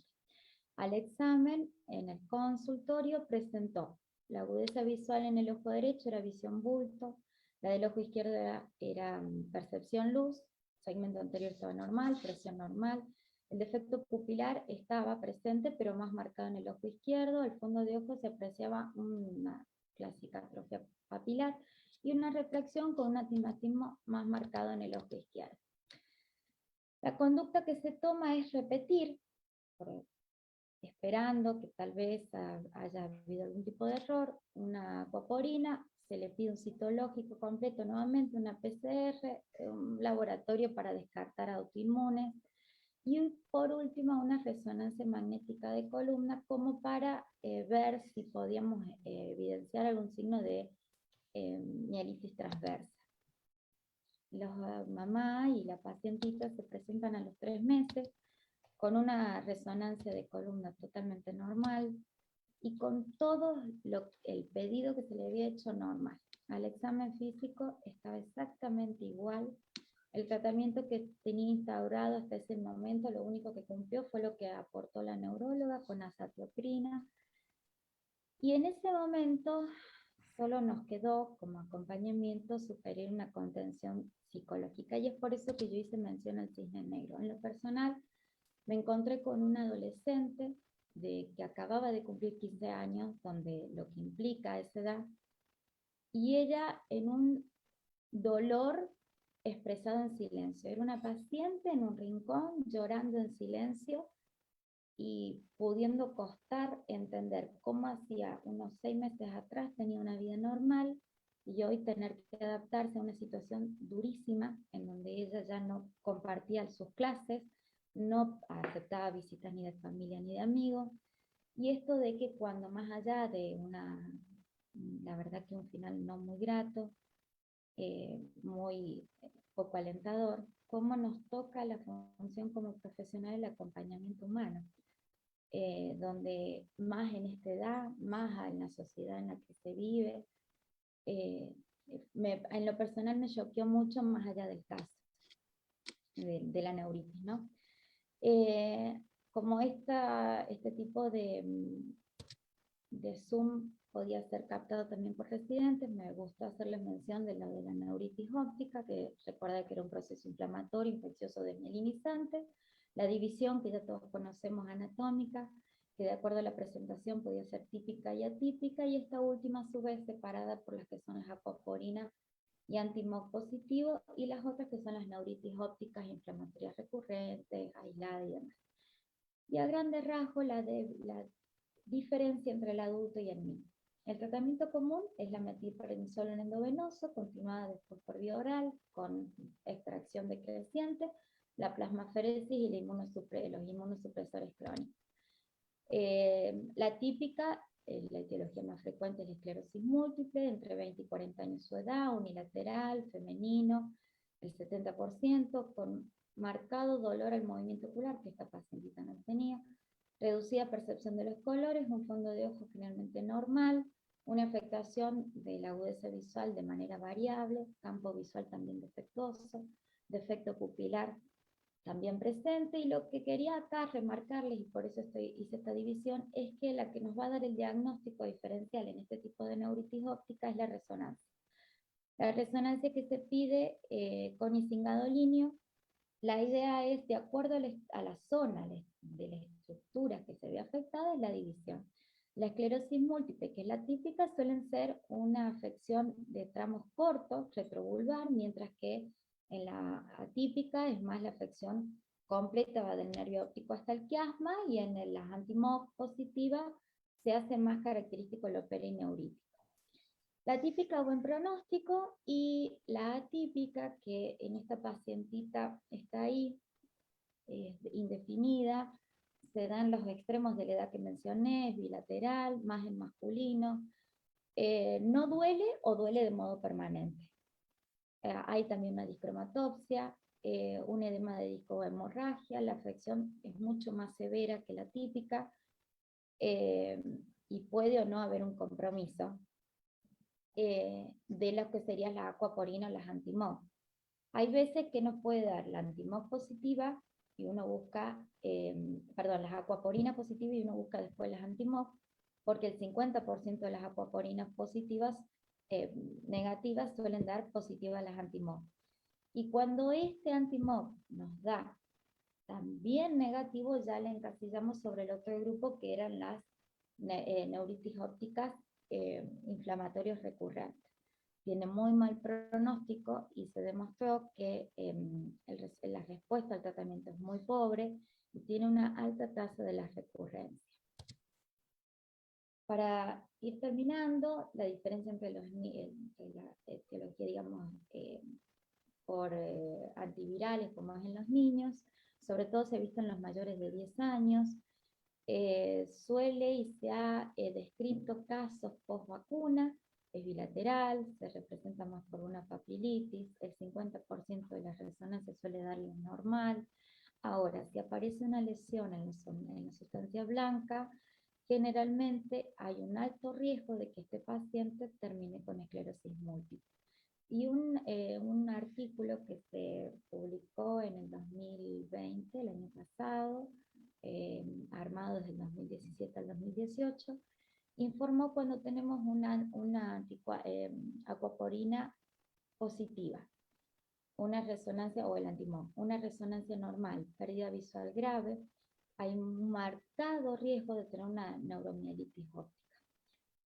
Tratamiento, si el compromiso visual no hace que el chico altere su actividad, su rutina diaria, incluido el colegio, no se les da corticoide. Caso contrario, se les hace endovenoso y si tiene una muy buena respuesta, no se continúa vía oral, que esto lo hace diferente con el adulto. Y si a pesar de endovenoso se pasa a vía oral y esto tampoco tiene resultado, se hace una plasmaféresis. Lamentablemente son, diría que nulas, las publicaciones en las que ha tenido un pronóstico visual favorable para los pequeños. Mientras que en los adultos es mucho más frecuente, la desmielinizante es unilateral, se llama retrovulvar, como es esta paciente, entonces tengo como una mezcla de los dos. La resonancia suele estar alterada y la metilprednisolona siempre se aconseja el endovenoso continuado con la vía oral, nunca la vía oral sola. Bueno, básicamente este fue el aporte que yo les quise dar, esta sensación de a lo mejor de impotencia cuando ya las cosas están más que dadas, más allá de no tener una etiología fija, todo nos da negativo, el pronóstico no hay forma de cambiarlo ya, y el papel que cumplimos de la contención, como les decía, de tratar de hacerla ver cómo puede continuar o cuáles son los recursos que cuenta para poder continuar su vida dentro de lo que puede en la normalidad. Bueno, eso, no sé si alguien en el panel tiene alguna duda o quiere aportar algo que tal vez se haya escapado en el estudio. Lo único que me queda remarcar es que estas pacientes son de recursos económicos bajos y han tenido una muy mala suerte en este último tiempo porque se les ha muerto familiares también por COVID, o sea que yo desde la última consulta no las pude volver a evaluar, pero no deduzco que haya cambiado mucho más el cuadro, ¿no? Eso es todo. Bueno, María José, muchas gracias, realmente dramático lo que nos has mostrado. Me gustaría, Mariela Elías, que nos cuentes, porque vos también viste este caso, vos también, Leandro, lo que puedan aportar sobre el mismo, y que cuentes un poco, Mariela, qué es lo que están viendo dentro de la parte neurooftalmológica ahora en pandemia en nuestra ciudad de Córdoba. Bueno, hola, buenas noches ¿Podés a todos. descompartir primero, María José, por favor? Sí. Buenas noches de nuevo a todos. Lo que estamos viendo es que tenemos varias neuritis ópticas, como que desde abril a esta parte tenemos 3, y hay una que está haciendo como el caso de María José. Entonces aquí a mí me lleva una reflexión de tener más inquietudes que certezas, que Leandro nos va a ayudar a hacer como un algoritmo. Es como que el reloj de arena lo dimos vuelta y la arena ya está perdiéndose. Esa es la sensación que tengo con estos casos. Tenemos un factor tiempo en los niños, donde cuando tenemos una baja de agudeza visual, realmente es como el foquito rojo que se nos prende. Entonces ahí, como me dijo un neurólogo, hagan buena anamnesis, porque ustedes saben hacer el examen físico, pero por ahí les falta la buena anamnesis. Preguntar, ¿qué pasa en el colegio? La maestra lo sentó en el primer banco, ¿qué pasa en la casa? ¿Cómo está escribiendo? Entonces ya ahí nos va orientando si realmente estamos ante una baja de agudeza visual significativa o es una simulación. Porque nosotros a veces decimos está simulando este niño que no ve. Como la primera cosa que tenemos que empezar a hacer hincapié en esa baja agudeza visual, sobre todo si es bilateral, como en el caso de María José. Si podemos, según la edad, hacer el test de colores. Si el test de colores nos da positivo que hay una alteración, ya no está diciendo algo, porque el dolor en los niños es subjetivo, si tiene dolor o no, a diferencia de un adulto. A veces el niño no sabe decir si me duele cuando mueves el ojito, entonces es algo subjetivo el dolor. Depende de la edad, ese test de colores puede ser objetivo y nos dice algo. Entonces, ¿cuál es la inquietud? ¿Qué hacemos si tenemos un fondo de ojo normal? Si tenemos una refracción normal, o sea que el caso de baja visión no es refractiva, y si ¿qué hacemos primero? Enviamos a un neurólogo para ver si ese neurólogo le hace la resonancia y le decimos a la mamá, saca un turno, o nosotros nos empezamos a hacer cargo y llamamos nosotros al neurólogo para no hacer perder tiempo, porque acá tenemos el reloj de arena que ya se me está vaciando, o llamamos a Leandro y le decimos, Leandro, tengo este paciente y no sé qué tiene, porque el fondo de ojo me da normal, no le veo, no tiene nada, no tiene ningún síntoma neurológico, la papila me da normal, y ahí vemos si a Leandro, mientras tanto, le decimos a la mamá, hacete un OCT, hacete un electroretinograma y un potencial evocado, así Leandro puede tener algún otro estudio que le sirva a él, y vemos mientras tanto el neurólogo, y lo tenemos que organizar nosotros, porque tenemos el factor tiempo que nos están corriendo. Entonces, porque como bien ahí nombró la doctora Lahoz, a veces la resonancia nos da que no hay nada, pero sí hay algo, y no lo estamos viendo, ¿sí? Entonces ahí Leandro nos puede ayudar a pedir los anti-MOG y los anticuerpos que nos pueden ayudar.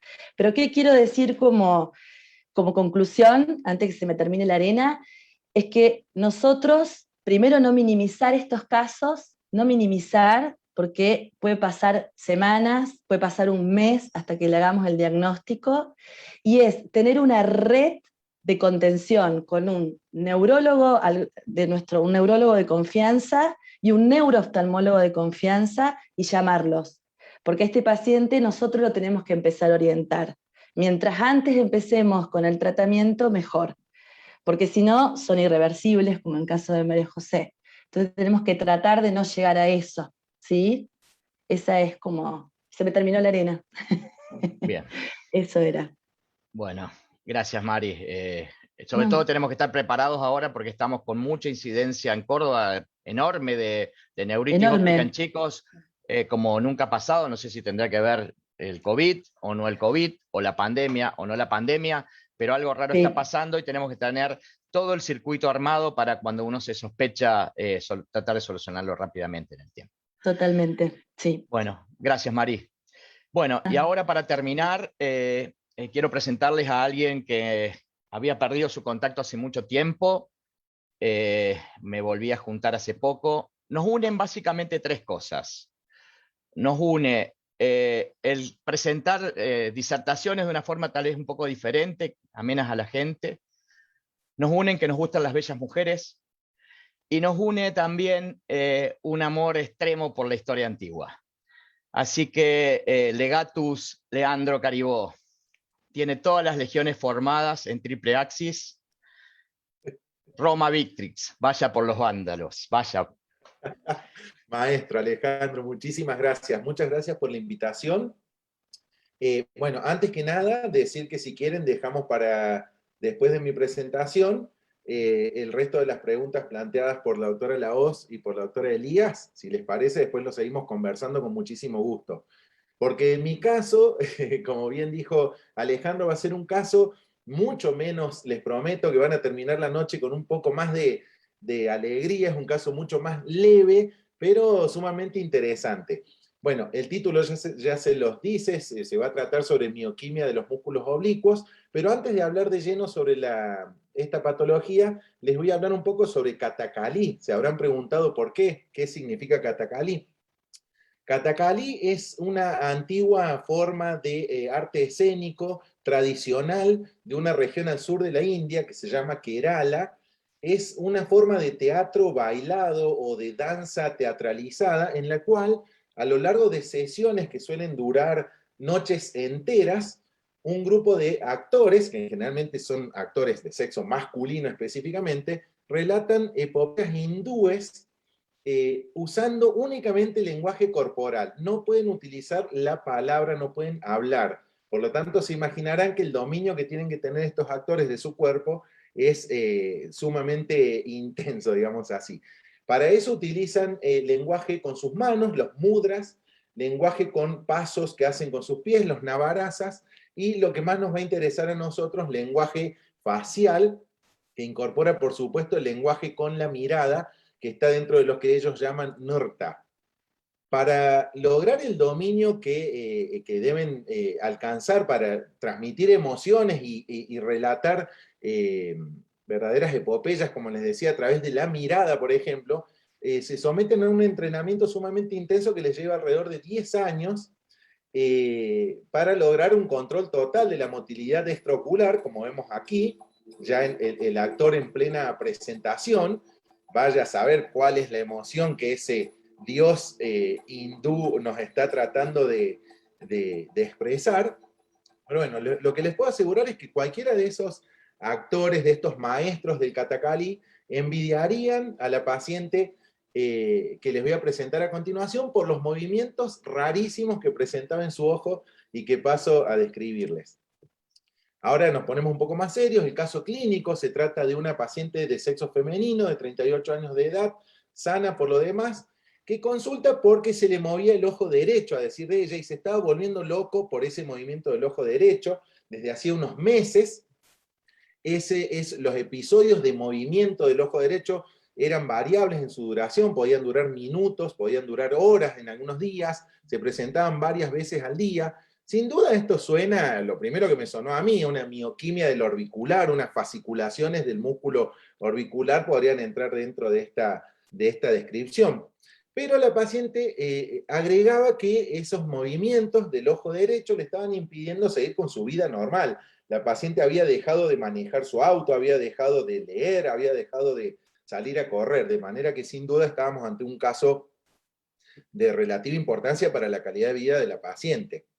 El examen oftalmológico era completamente normal, los movimientos extraoculares eran completamente normales, pero al examen en el autorrefractómetro primero y luego en la lámpara de hendidura, no sé si se verá bien a través de esta plataforma de Zoom, se podían objetivar movimientos torsionales de su ojo derecho, efectivamente tal como ella los describe, de inciclotorsión predominantemente.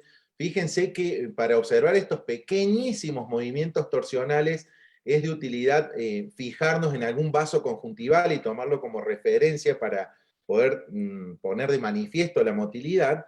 Esos movimientos de inciclotorsión alternaban de a ratos con movimientos de exciclotorsión. Bueno, aquí ya la paciente dilatada. Tal como decía la paciente, y gracias a Dios el video no me falló, el ojo izquierdo se encontraba completamente estable, mientras que su ojo derecho muestra movimientos que la estaban volviendo loca. Inciclotorsión, exciclotorsión alternantes.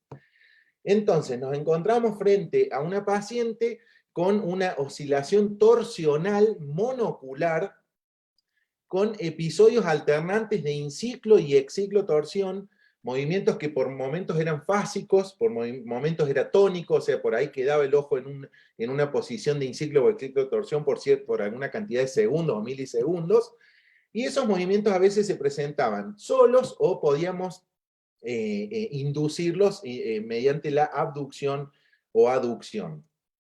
¿Cuál sería el diagnóstico diferencial frente a un caso tan difícil? Son todos diagnósticos extremadamente raros. En primer lugar, ante todo paciente con un nistagmus monocular de cualquier índole, tenemos que plantearnos la chance de una pérdida visual monocular. Bueno, esta paciente recuerden que tenía agudeza visual 20/20. Otras causas serían nistagmos adquiridos por lesiones del sistema nervioso central, como los nistagmos pendulares adquiridos, nistagmos downbeat, hacia abajo, el nistagmos rotatorio monocular. Todas esas lesiones son causadas en general por lesiones del sistema nervioso central, por lo cual a esta paciente se le pidió una resonancia magnética nuclear, ya me adelanto, con gadolinio y angioresonancia, que fue normal, por lo tanto esos diagnósticos estaban descartados, y nos quedaba por considerar la rarísima causa de las mioquimias de los músculos oblicuos superior e inferior. Estas mioquimias podrían explicar la sintomatología de la paciente, ya que una hiperfunción, una mioquimia del oblicuo superior explicaría los movimientos de inciclotorsión, y la mioquimia del oblicuo inferior los movimientos de exciclotorsión. Existen estos cuadros rarísimos. La mioquimia del oblicuo superior está bastante descrita, es un cuadro caracterizado por contracciones monoculares del músculo oblicuo superior, de alta frecuencia y baja amplitud, o sea, el ojito se mueve poco pero rápido. Los pacientes suelen quejarse por oscilopsias o diplopias a veces. Son fases o ataques, digamos así, que pueden durar segundos o horas, aparecen por días, después desaparecen por mucho tiempo, es decir, que a veces cuesta muchísimo detectarlo porque el cuadro aparece y desaparece. La etiología es desconocida, en general es un cuadro benigno. Recuerden que como base es súper benigno, no tiene causas serias a tener en cuenta, pero algunos casos se han descrito asociados con compresiones vasculares, tumores de fosa posterior, lesiones mesencefálicas, etc. Por lo tanto, siempre pedir una resonancia magnética con gadolinio y angioresonancia ante estos casos. Como tratamiento se han planteado diversos fármacos, carbamazepina, baclofen, gabapentin, timolol tópico, y muy pocas veces cirugías que están en discusión, cirugías que tiendan a debilitar o a veces a generar tensión en los músculos oblicuos. Hasta ahí teníamos la explicación para la inciclotorsión, pero nos faltaba explicar la exciclotorsión. Para eso necesitábamos una hiperfunción, un trastorno de la función del oblicuo inferior. ¿Existe la mioquimia del oblicuo inferior? Bueno, sí, existe, pero es ultra rara. Hay solamente 3 casos reportados en la literatura. Es la clínica muy similar a la mioquimia del oblicuo superior, por lo tanto no me voy a detener en este tema. La etiología ha sido siempre benigna hasta ahora en los 3 casos descritos, no pensar cosas feas, digamos así, y el tratamiento ha sido siempre farmacológico. Ahora bien, esta paciente tenía movimientos de inciclo y exciclotorsión alternantes. Por lo tanto, estaríamos frente a un caso de mioquimia del oblicuo superior e inferior combinadas. Si dijimos que las otras son raras, esto ya sería ultra raro, pero sí existe. Hay un solo caso descrito hasta ahora en la literatura de una paciente que presentaba alternancia de la mioquimia de los oblicuos, superior e inferior. Así que bueno, el diagnóstico presuntivo, ante la ausencia de otras etiologías, etcétera, es una mioquimia del oblicuo superior e inferior combinados, con resonancia magnética normal. Se pidió una interconsulta con neurootología, nuestros amigos especialistas en nistagmos y movimientos extraños. Se intentó hacer una videonistagmografía que fue fallida, porque el día que la paciente fue, estuvo 1 hora tratando de hacer la videonistagmografía y el ojo no se le movió, así que por suerte pude hacer esa filmación con el celular. Se instauró un tratamiento inicialmente con timolol tópico, 0,50%, una gotita cada 12 horas, no tuvimos éxito, por lo tanto se instauró un tratamiento con carbamazepina oral, el tegretol, con el cual sí la paciente experimentó una gran mejoría de sus síntomas y volvió a hacer una vida normal. Así que bueno, les presenté un caso de una probable mioquimia combinada de los músculos oblicuos superior e inferior, de lo cual solo existe un reporte previo en la literatura. Sugiero, a pesar de que en algunos trabajos se dice lo contrario, pedir siempre una neuroimagen, no cuesta nada en la manera de que sea posible, y el tratamiento con carbamazepina, en este caso puntual, se muestra exitoso hasta la fecha. Muchísimas gracias, y bueno, quedo a disposición para preguntas. Bueno, Leandro, cuando yo vi esta charla el año pasado, quedé enloquecido, me encantó por la forma de darla, por la relación que tenés. No te quise meter presión adelante, pero muchos de los médicos ABC1, estrabólogos del país, están viendo esta charla, así que bueno, esperemos a ver qué dicen de esos. Son personas muy capaces. Que sean bonitos. Después conmigo, te cuento.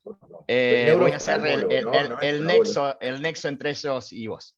Lo que sí quiero preguntarte, sé que esta charla la has dado a neurooftalmólogos, ¿qué impresión le diste a ello? Y no de neurooftalmólogos de acá Argentina, sino le diste a neurooftalmólogos de todo el mundo. Contanos qué opinión tuviste. Sí, realmente es un caso extremadamente raro, así que nadie había tenido un caso combinado de mioquimia de los oblicuos superior e inferior.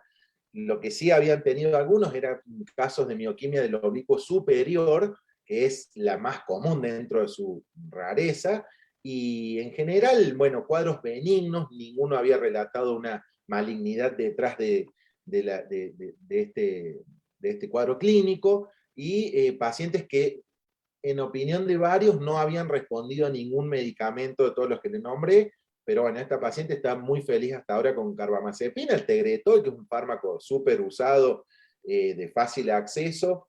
Así que bueno, la impresión es de que es un cuadro sumamente raro y nada más. Es a manera ilustrativa y no olvidarnos de este tipo de detallitos, y que por ahí uno, cuando está en la práctica diaria, la velocidad a la cual estamos atendiendo nos hace creer que apenas al escuchar el primer síntoma que nos relata el paciente ya tenemos el diagnóstico, porque una paciente que a mí me dice, estoy nerviosa, se me mueve el párpado o se me mueve el ojo, yo inmediatamente pienso fasciculaciones del orbicular, mioquimia del orbicular, estrés y nada más. Ahora, deteniéndonos un poquito más y dando un poquito de tiempo a pensar y a observar mejor. Bueno, tuve la suerte de que esta paciente ese día en el autorrefractómetro ya se veían las oscilaciones del ojo derecho y me cambió totalmente la manera de pensar.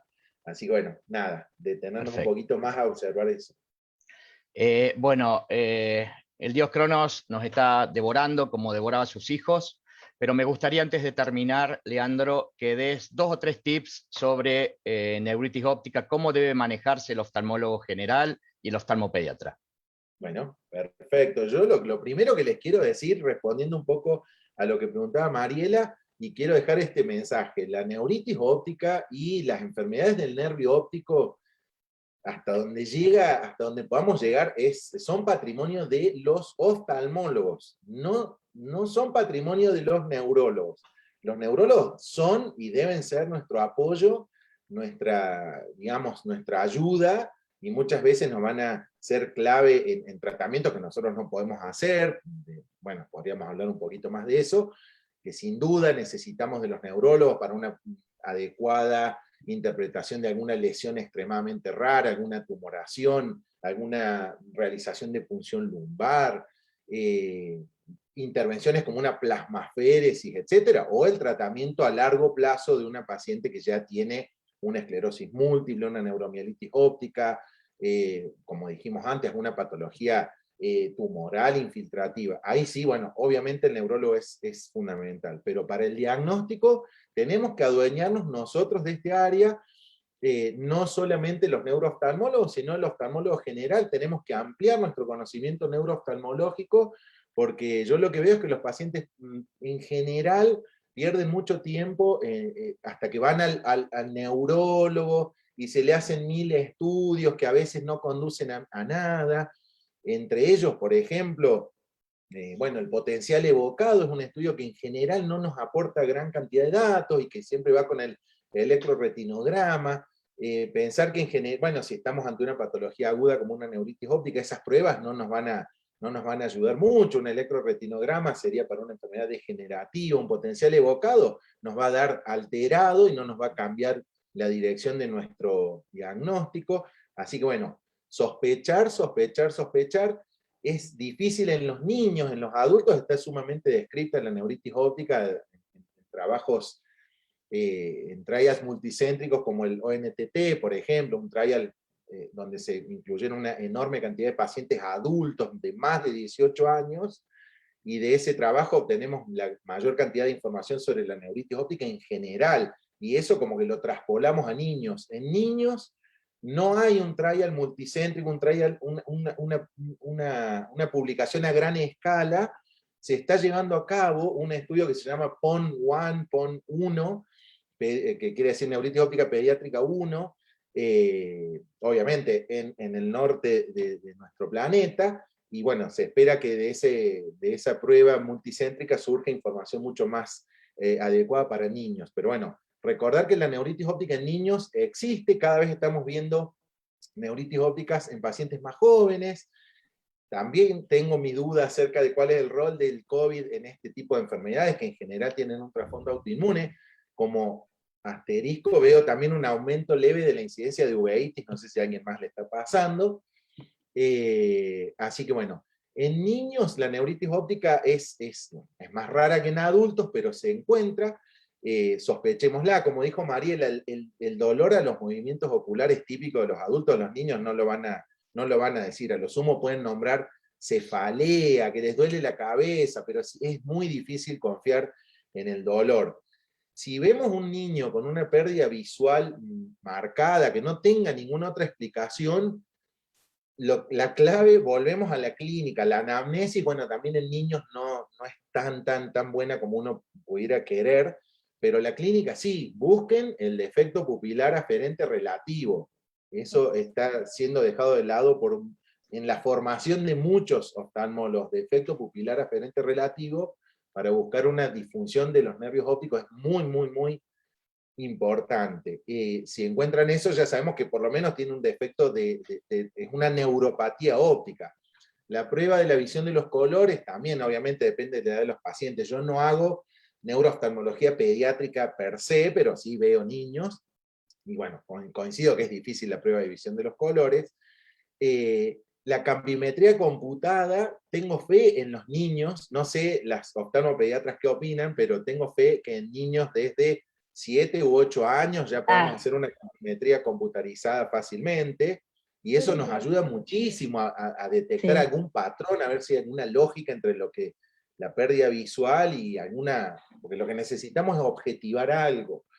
Y bueno, si todo nos lleva a pensar que hay por lo menos una neuropatía óptica, ya estamos más orientados. Y nosotros tenemos que ser los que pedimos la resonancia magnética, porque tenemos que pedir resonancia magnética con gadolinio siempre, de cerebro y de órbitas, que por ahí el neurólogo ni pide la órbita, nosotros queremos ver la órbita, queremos ver específicamente el nervio óptico, si es una neuritis óptica, si es un tumorcito, o qué tiene, bueno. Así que bueno, básicamente, así a grandes rasgos, eso es lo diagnóstico. Perdón, Lea, lo que Perfecto, quería sí. marcar, que nos pasa Sí. en la parte de oftalmopediatría, esto de no subestimar los síntomas de los chicos. Cuando uno logra con el diálogo con los pequeños, si bien con el diario del lunes es más fácil que ver otro el panorama, pero esta pequeña se presenta diciendo que ella veía destellos, que veía cosas, y fue tomado, bueno, el astigmatismo, sin desmerecer el trabajo, pero en la vorágine diaria, a veces no detenerse, prestarle atención a lo que dice, cómo lo presenta, cómo lo manifiesta. Si bien, insisto, fondo de ojo normal, no quedarnos con eso, bueno, es normal, sigamos. Siempre soy muy, digamos, de resaltar esto de preferentemente hacer de más que de menos, por supuesto teniendo en cuenta la parte económica y real que presentan, ¿no? Pero esta fue la clave porque en uno de los trabajos que leí, este era el síntoma patrón en los chicos. Ellos no podían definir qué, pero estaba alterado. Así que bueno, eso también, marcar esto de escucharlos un poco más, si no hacemos la parte de pediatría, bueno, y trabajar en equipo, el interdisciplinario, el si me quedo corta, preguntar, no sé, me parece, ¿será que me sentí tan impotente de no poder cambiar esa realidad de esta adolescente, de esta chiquita? Que seguramente la primera oftalmóloga que la vio le debe estar pasando lo mismo, pero son muy crueles estas patologías y el trabajo en equipo hace resolverlo más rápido. Muy bien, María. Sí, bueno. Contá, Leandro, ¿querés aportar algo para terminar? No, solamente decir que felicitar a José, que me consta que así fue, que interconsultaron en las doctoras entre ellas y con la neuróloga estuvimos en contacto siempre y fue un trabajo muy bien hecho en equipo. Tal vez, sí, nosotros llegamos tarde, bueno, pero sí, hay que estar en el momento, ¿no? Con gente que por ahí demora mucho en traernos los estudios y todo. Con esto por eso, del COVID, ¿no? Porque la familia de ella, de su entorno, ha habido fallecidos también, no sabemos hasta qué punto esto no, que vos apuntabas de lo viral. Bueno, realmente hemos tenido unos casos de lujo. Les agradezco a todos los que han presentado, a todos los que han aportado. Agradezco a los auspiciantes de este espacio, que es de Merpharma y Poen. Y les quiero contar que la próxima reunión, el 7º Ateneo, va a ser el día 27 de septiembre. Y van a participar el Instituto Modelo de Cardiología, el Sanatorio Aconcagua y las doctoras Fabiana Leiva, junto con los doctores Gabriel Márquez y Juan Pusterla. Les agradezco la participación. Buenas noches a todos. Ha sido un placer estar de nuevo con ustedes. Muchas gracias. buenas noches. Gracias. Gracias, Ale, genio. Chao, buenas noches. Chao, gracias. Gracias. Buenas noches.